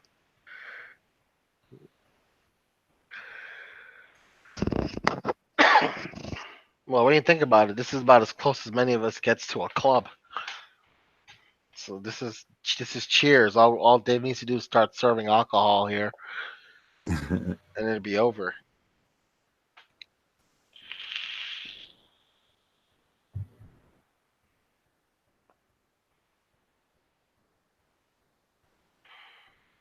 So what are you looking forward to most this year, Dave? Like tank wise or I don't know. I'm perseverating over feeling better, and I just keep going from test to test with this nerve damage. And I guess we're weeding out things, but we still don't know what it is. So, where's most of the nerve damage in? Like what part? it's acting like a stroke at this point. It's my right side, my right arm, and my right leg, but nothing else. I mean, it's not like half my face or anything like that. So, I mean, they know where it's stemming from, but it's just they have to.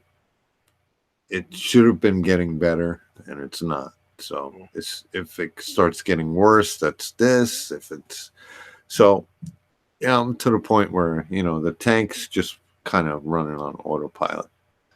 And I know it's not the reef stream answer I should be giving, but I'm just a little nervous about what's going on with me. Oh, health first, reef second, bro. Yep. That's what it is. No, I've had enough tests where they know it's not a minor stroke, Tina. That's what they thought it was, but then a neurologist looked at the last MRI and said no. So, but whatever.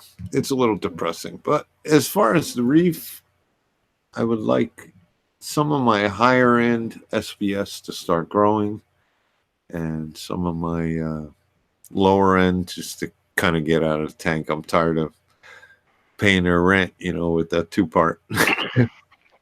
Hollywood Stunners and Birds Nests and things like that. Yeah, I think this year for me, I want to really nail down my equipment choices because I have like an upcoming video, and I like the waves, the Neptune waves, but I think I'm better suited for with my tank design and Rockscape for like the MP40s. So I got a couple of those coming in next week, and I'm curious how my corals will react with the different type of flow that they provide. Right. But yeah, I'm looking forward to that. I think this year I really want to focus on like you actually get some of the cooler high end acros and stuff like that. Right. Now, I've never paid, for expensive coral. I have gotten lucky and bought some brown acros, and I'm sorry, I'm just reading the chat. I've bought some brown acros, and they've changed into some pretty cool colors. So I really want to give them all the opportunity to be what they can be. You know what I mean? Reefers Anonymous meetings.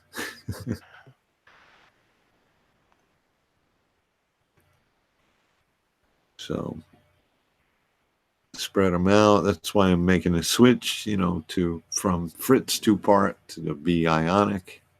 Just, it's a hobby. We just need to play. All of a sudden, there's all eyeballs in the chat. What are they looking at? I don't know.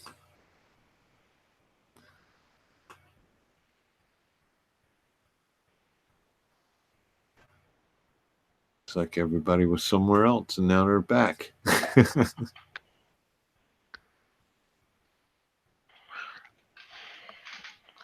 That's Pipes. Well, I'm glad I could help you out there, Land Shark. He's working nights in the UK.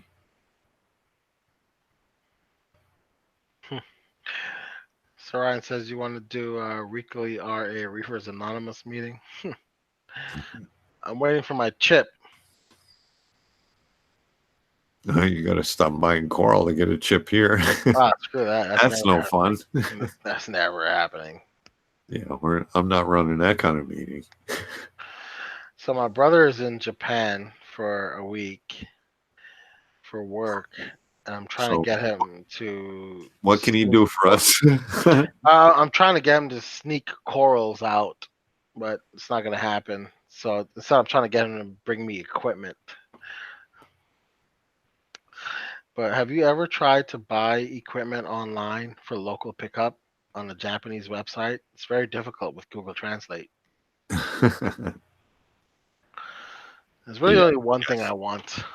It's a ozone reactor. It's a company called Siam Ocean that makes it. But it looks really nice. So you can't just get it on China eBay? No. I've looked there and I didn't really see anything listed there.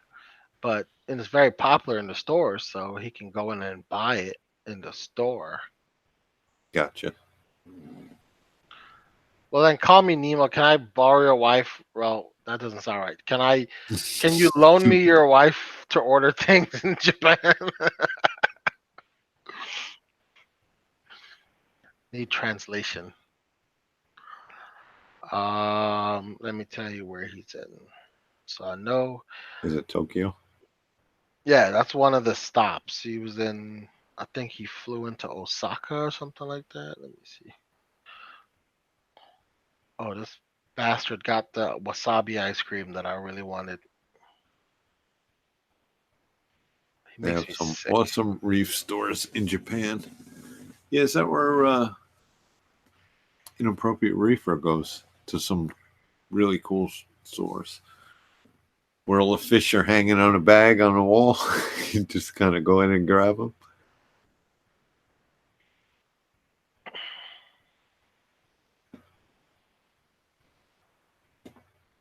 Hey, Death Mage. And I see, hey, Death, hey, DM. I don't see DM.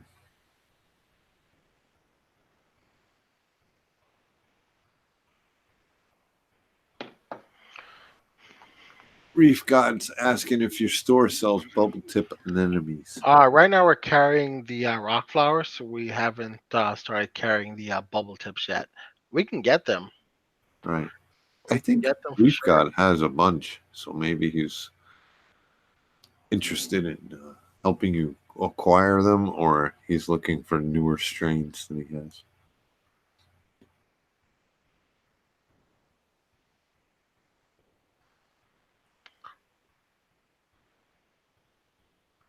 Oh, so an inappropriate reefer goes to Hong Kong when he goes to that fish street.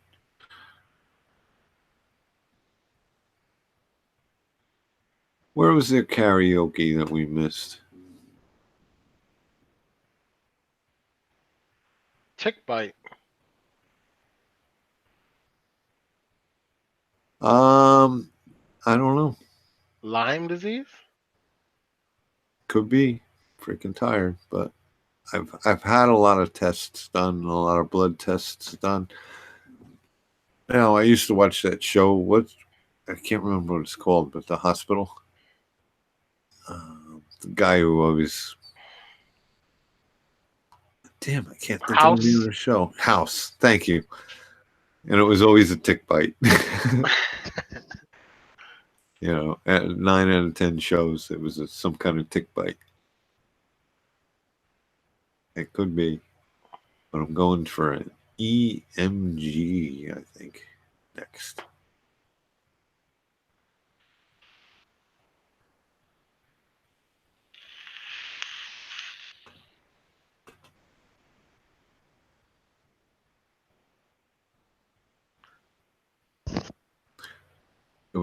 I don't know.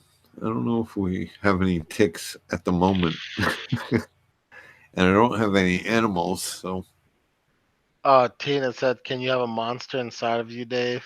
You know the other show, The Monsters Inside of Me, where there's like a weird thing living in your eye, or Could be. Anything's possible at this point. well, you gotta let us know if you develop any superpowers overnight and you start climbing walls and shit. That's gonna be important. Right.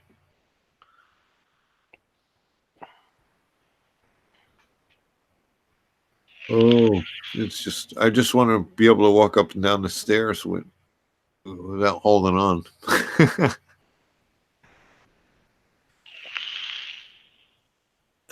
Just get me back to normal. Or tell me I'm dying and get it over with. You know what I mean? Nah, you ain't going nowhere. Yeah, it's not that easy. They're probably gonna stick your butt in physical therapy and say, "Squeeze this ball 40 times today and do it again tomorrow." Yeah. Maybe they'll make you do aquatic therapy. That's good. Maybe I can go dive for coral. Maybe you can start saying that if your fish are comfort animals and they'll allow you to take them on airplanes with you. I had tacos today, guys. Death Mage. Thinking about tacos. I'd like to eat some tacos. Now that you mention it. Hey. Yeah, this has been going on since before Thanksgiving. I think it was coral toxins. I'd probably be dead already, but I did mention it. And they were very interested in everything I had to say about my tank. I think I have one of the people from the ER subscribed to my channel. They may be watching right now. How you doing? It's like, listen, it's really great to tell you all about my fish tank and testing parameters and alkalinity. And but um, before we get into that, can you tell me if I'm dying or not? You know, Right. Right. it's gonna kind of dictate the next couple hours. You know. Yeah. Sure would.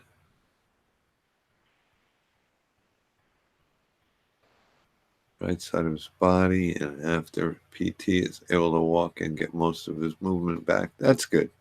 Then I hear Peter Frampton just did his farewell tour, or announced his farewell tour, because he has something that affects his arms and legs, and he won't be able to play his guitar anymore. I'm already there.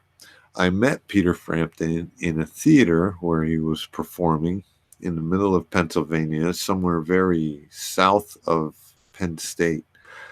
And I did shake his hand, so I hope it wasn't contagious. Like I gave it to him or he gave it to me. He's a cool guy, though. Sharing. Cool guy. Tiny little Englishman. But definitely a cool guy.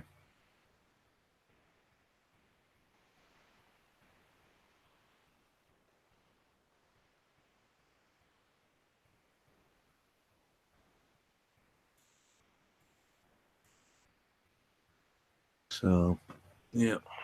Talk box. I didn't know who Peter Frampton was, so I just Wikipedia'd him. Oh, man. Where you been? You must not be old as me. Not knowing who Peter. Well, he was born 4 years before I was. Frampton Comes Alive was the live album. 8 million copies. Says he was played himself on The Simpsons and Family Guy too. Yep. I think he was even a Playgirl spread, because that's all he talked about he brought it up more than once.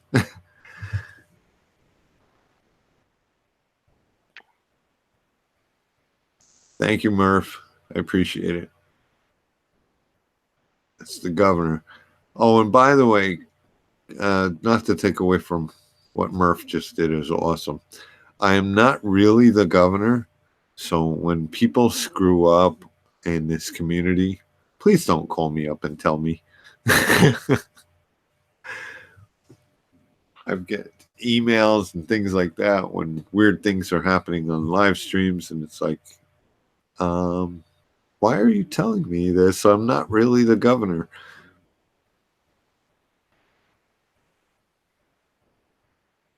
I didn't even know that was a thing. What? The governor, or when people screw up in live streams. Oh yeah, when there's just weird stuff going on, and it's like, I don't know. Are you doing this to make me go watch that live stream? Because I haven't been watching every live stream. Because I don't enjoy typing. So, which live stream are we referencing right now? None of them. I'm not going there because I don't do drama. But I haven't been on the live streams, and sometimes I will. I'll do voice to text on the phone, and that gets fun because it's never really what you said.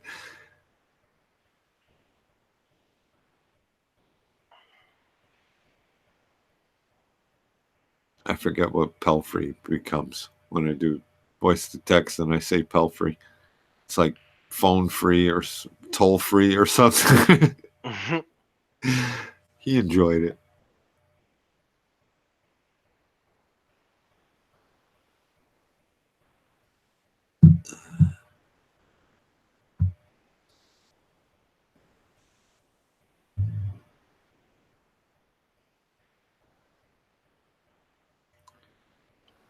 Yeah, so some people like to rat people out. I don't get it. But whatever. I don't do drama here. We're not going to mention names. We're not going to go there. It's just making kind of a public announcement. Meldium, no, I have not seen your update, but I will. I'll make it a point now.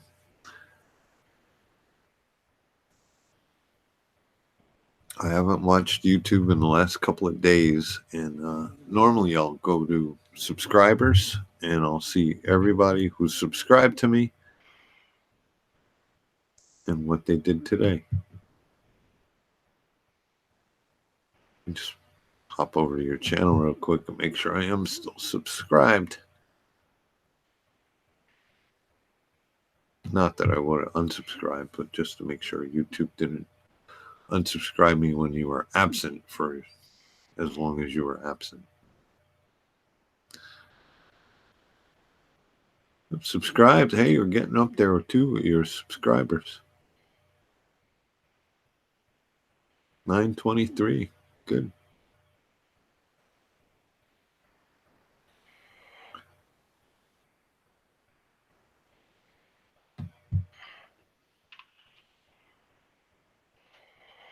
One day ago. Yep, I didn't see it. I did see her 3 weeks ago.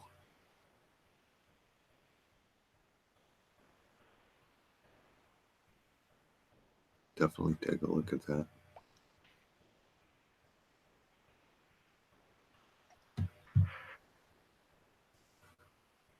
Oh, it's getting quiet. 75 gallons, 1 year anniversary. Holy crap, Tina. I feel like it was just yesterday we were helping you plumb that thing. Yeah, it was.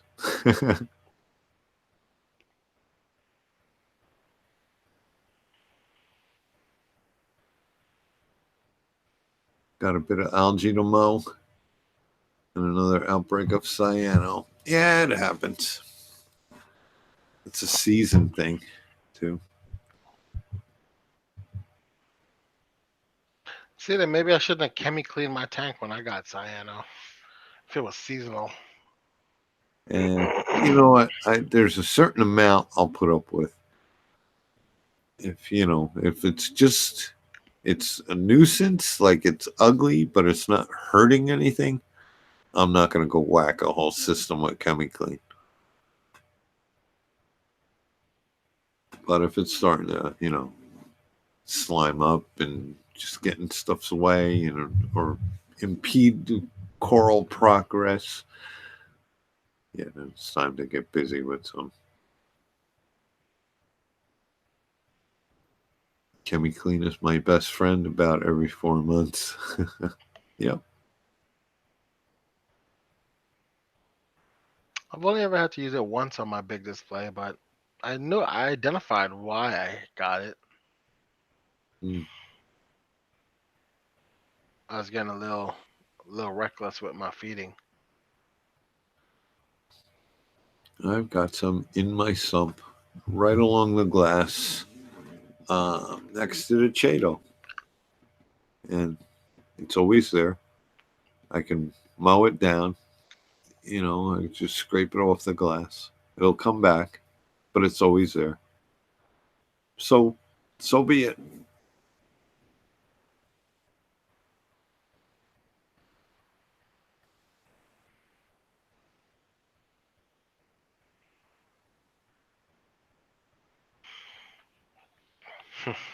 Cyano. Oh, I missed Mellows today. Yeah, I had a real sleepy day today. I don't know what it was. I just couldn't. I think I just sleeping bad and then trying to make up for it. And just, like your neck is just sore no matter how you lay. You don't really get good sleep, but you wake up and you're like, yeah, let me sleep again.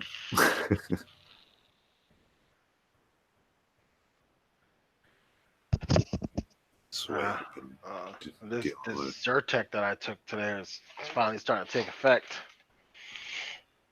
Oh, for allergies? Yeah, that coffee wore off.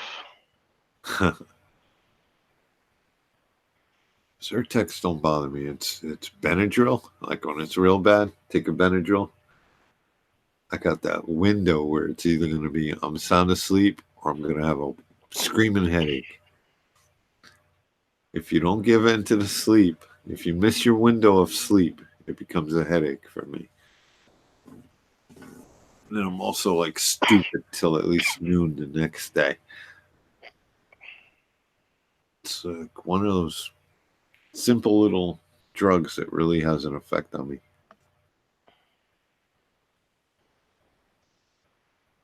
Hey, let's get Meldium to 1,000 subscribers. He was close.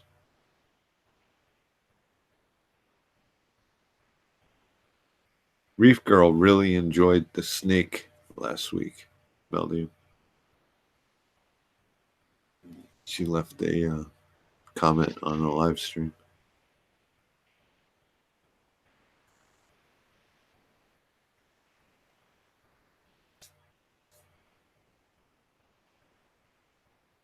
Oh, snakes! I can't deal with snakes, man.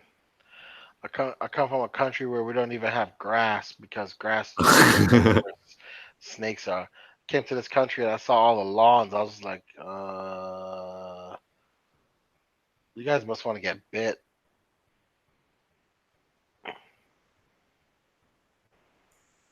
I was kind of lost of what you meant.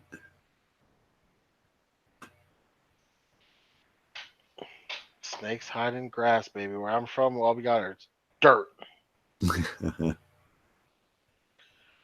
And Only need another 969. Oh, man. It'll happen. You get your first 100. You're like, wow, 100 people watching my videos?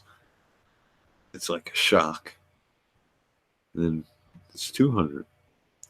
And it just keeps happening. If you watch it, to me, it's like, watch pot never boils. If you're constantly looking at it, it's a slow process. But if you pay no attention to it, you're like, wow, another threshold. so Reefer kind of says, Tristan, have you ever had a power outage with your tanks, storm season maybe? Dude, I've had power outages because the microwave turned on same time as the coffee maker, and they were all on the same breaker. Um, um, so I don't know. I guess with my size of a tank, I can go for a fairly long time without any power. But I just waited for the last storm in my area to pass through. I went and bought one of the generators that everybody returned right after the storm Right. for like 30% of the original cost. So I think I'm pretty good. Something happens, I can just grab one of those guys, I guess. Turn the bad boy Now, on. where are you as far as where all those hurricanes hit? Smack down in the middle. I'm in Oh, Charlotte. wow. So usually if it's gonna hit the coast, I don't get touched. I just get a lot of rain. Um, but if it's inland or traveling inland, then I can get hit. And down here in my neighborhood, all of our power lines are underground, but the main supplier lines are above ground on posts along the main road that goes in front of like directly through the area. Mm-hmm. So, something happens along that path, I usually will lose power for an hour or two. This house, knock on wood, hasn't lost power. I mean, you get your hour outage, when they screw something up outside. But due to a storm, we haven't lost power. Even during Sandy, I think we lost cable. Wow. So, yeah, we didn't have internet or cable. So, meanwhile, people didn't have power for, 2 weeks. Yeah, I had a couple of friends that were like that, man. No power for weeks. Yep. I was living in an apartment. I had power the entire time. I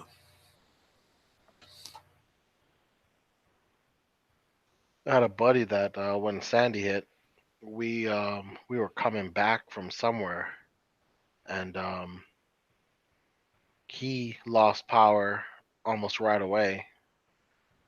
and his tank was without power for like almost a week. And what he did was he just kept mixing water in a jug next to his fireplace and kept doing water changes. Huh. Yep, it worked. Oh yeah, Kept his it's a tank little, alive. a Coral little didn't do so primitive. bad.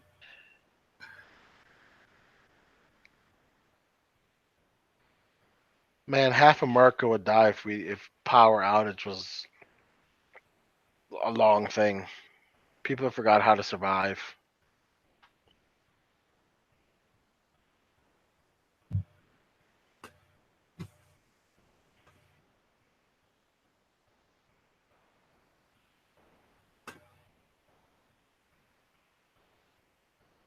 Yeah. Well, I guess we're not such a big hit this week. No offense. No offense, Tristan. No, it's still 43 people watching. Ah, that's true. They're watching you. Me? Oh, pfft. I'm just an icon. Yeah, I'm about to be.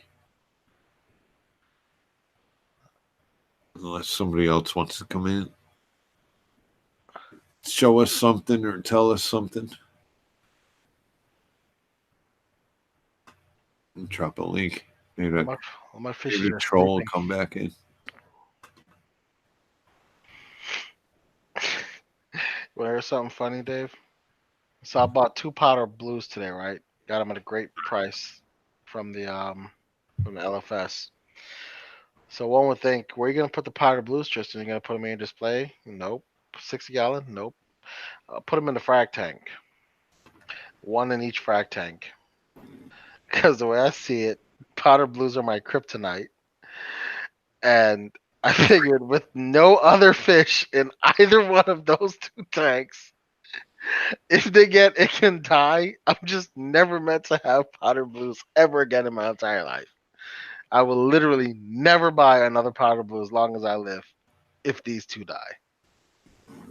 Hold on, I got to do something for Tyler. He says, Dave, could you say radiator and hurricane again? I'm from the South. Okay, radiator and hurricane. I'll throw in a coffee. Any other funny words? I could do that all night. $10 super chats. I'll say whatever you want. $5 a word. No.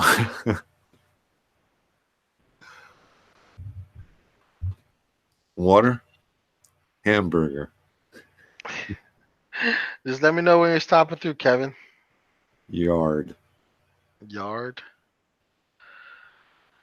Nah, that's Boston, where yard gets funny. Joyzy. Oh, is that what he wrote? Joyzy? Joyzy. Taylor ham, definitely. I thought it was Taylor. Taylor ham. It is. But I knew what he meant. Okay, well, what's Taylor ham? What's special about Taylor ham? All right. You can only get it here.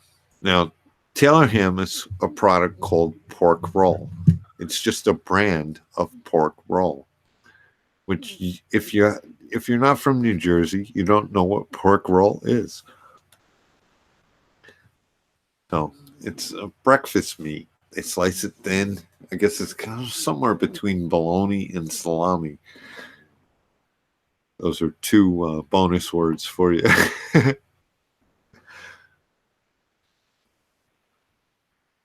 Huh.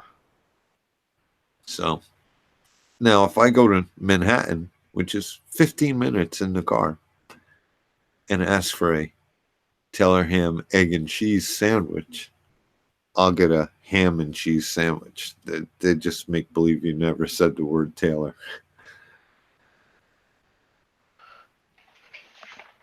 Now, does it taste significantly different than regular old ham? Yeah, it's more of a spiced ham, I guess. It's a processed meat, it's more of a sausage or something. It's not like you can't tell me what part of the pig Taylor ham came from. You know what I mean?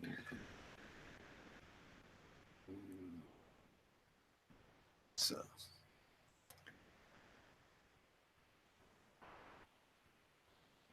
but it's funny, if I have relatives who have moved to places, I have shipped Taylor ham to them. Oh, So it's one of those things. I guess I took when I was living in Jersey. I guess I took it for granted. Now when I go back, I just gotta get a damn Taylor ham and egg and cheese sandwich. Yep, on a hard roll. Salt, pepper, ketchup. It's one word. Just to make sure I know what it is. It's Taylor. Yeah. It's the first way you spelled it. Taylor.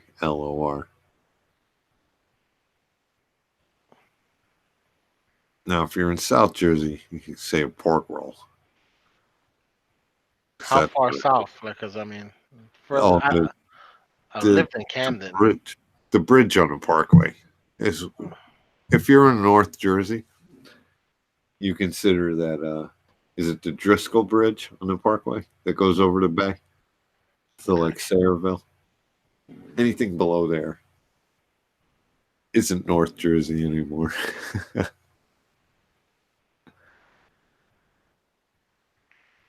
Jersey's a weird state. I'm not falling for that I cup.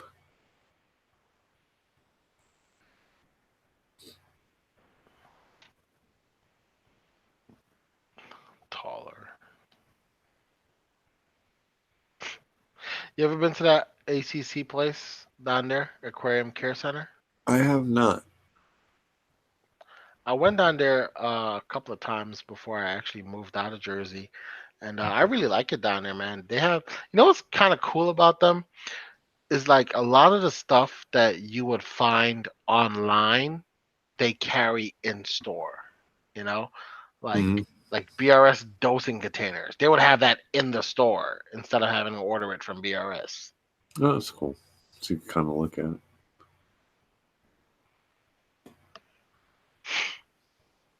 A mad face accident. That's funny. No, I was never down there, and I missed. I think when Inappropriate Reefer was there, there was a show, and a bunch of us went, but I forget what it was. There was some reason where it was inconvenient for me to go. I think it was summertime, and it was like, why sit on the parkway with all the people going to the shore? You know what I mean? It's one of those traffic things. Now, when I worked down there, I stopped at the one across the street that was there forever, and it's now closed. And is it Tropic Marine or something like that? Or Oh yeah, the place where you used to sell the tanks at cost. yeah, they had those two really crazy looking tanks, like storefront. Yeah, the one with the stupid big. Well, I think it was like a red planet or something. Yeah.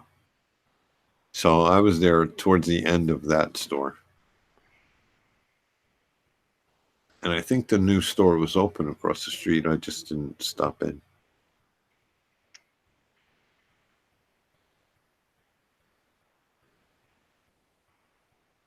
Yeah. ACC is a good destination. Yeah. I think that might be our next meetup. I think Billy Pipes is working on the details right now.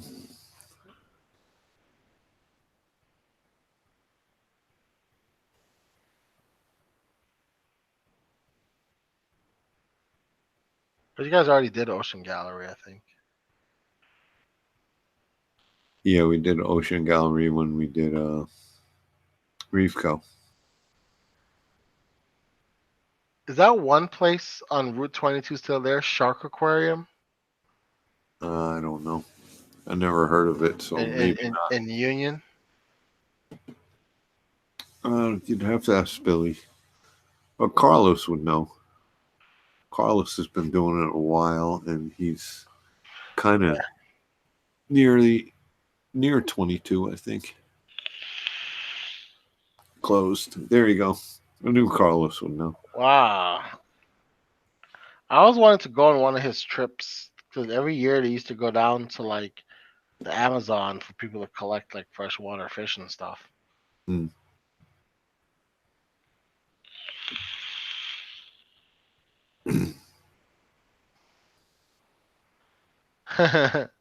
Thank you, Billy. I love Dave more than Pat. Thanks, guys. That's really helpful. You guys know it because you're close to me. Shark aquarium.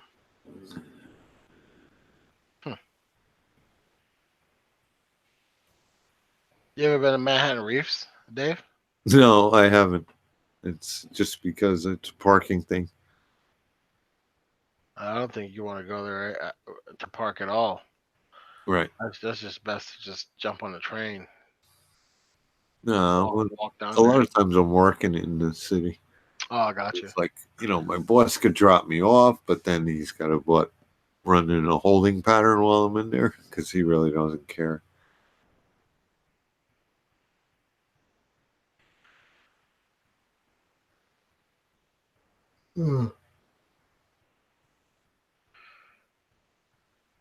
He was gonna get a tank, and he's like, "I'll just do a freshwater tank." I was like, "You got me in your back pocket. What are you gonna go and waste money on a freshwater tank for?"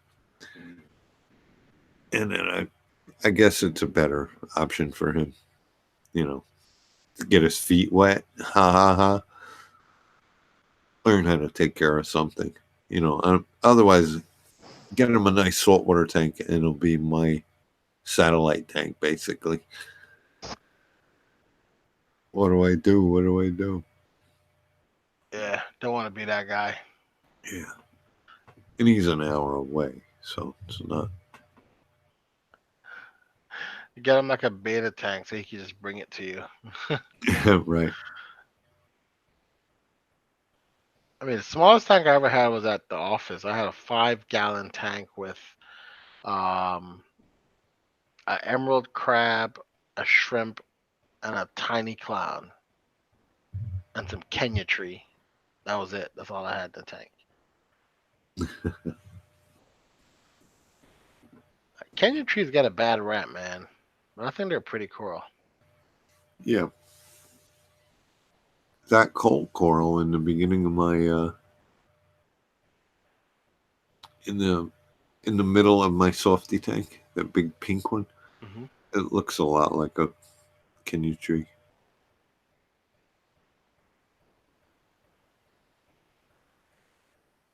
Oh, it's DM Gaming right now? I didn't even know DM. Oh, Death Mage. Every time I see DM, I think of DM Reefing.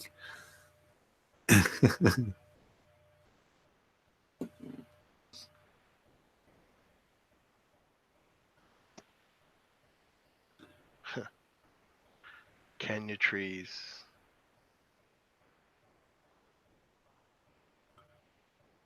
Kenya trees are a lot of fun. I mean, you think you got rid of them, and then they just show up again.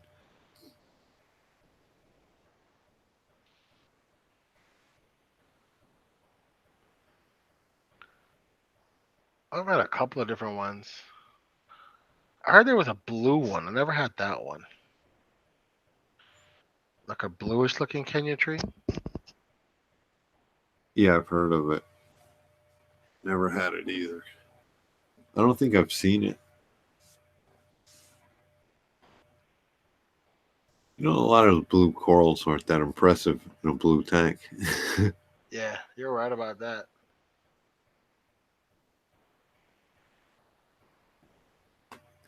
Because that's always the acro color I don't have. So when I see it, I buy it. So now I've got about, I guess, 3 blue corals in the tank. And under blue lighting, it's like, yeah, that's kind of dumb. Need something like blue with like yellow tips or something, and that's cool. But I'm just happy to have something that's not green. Green corals are what makes the world go round, man. There's so many green ones, all different shades of green. Yep. Don't get me wrong. A green slimer is a pretty coral, Yeah, but in my tank, a green slimer looks like an overgrown Walt Disney. 'Cause that's what color my Walt Disney looks like most of the time. That green. Yeah, but it's consistent. The green slimer is always going to be that color green, unless you True. kill it. And it does look good under any light, pretty much. Yeah. It's almost like, a highlighter color or something.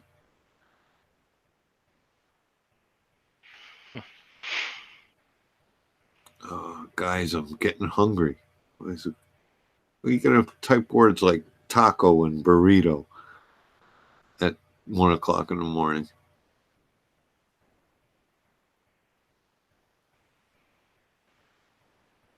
I'm actually pretty hungry too. And where's Reef and oh, Probably traveling for work or something. yeah, that's true. Nobody streamed this week. Well, I shouldn't say nobody. Devo's streaming. But K-Town didn't stream, and then nobody streamed Thursday.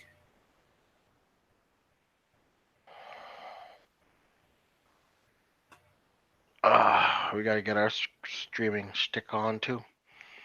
Yep.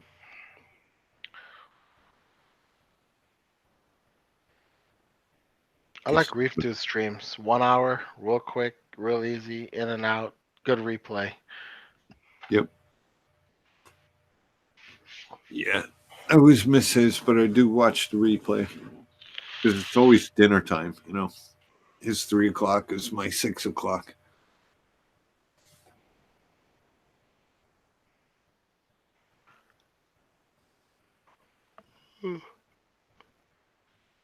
All right, this Zyrtec caught up to me. I think it's time for me to hit the sack.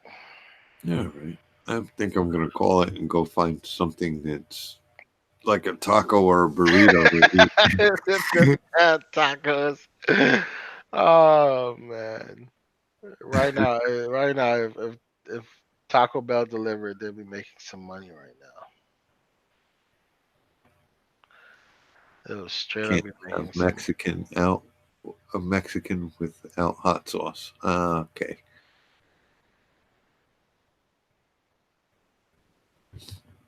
Yeah, I think I need to find something a bit on the spicy side. Oh man, I'm thinking about to make me a peanut butter jelly sandwich, drink some milk, and go to bed. That'll work too, but dream about it being a taco.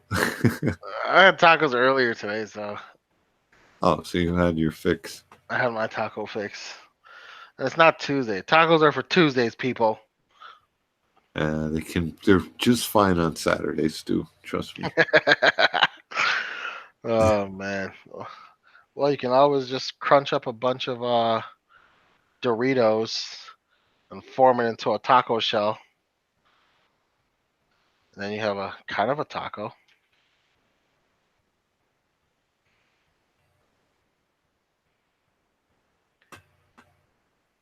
Thanks, Kevin.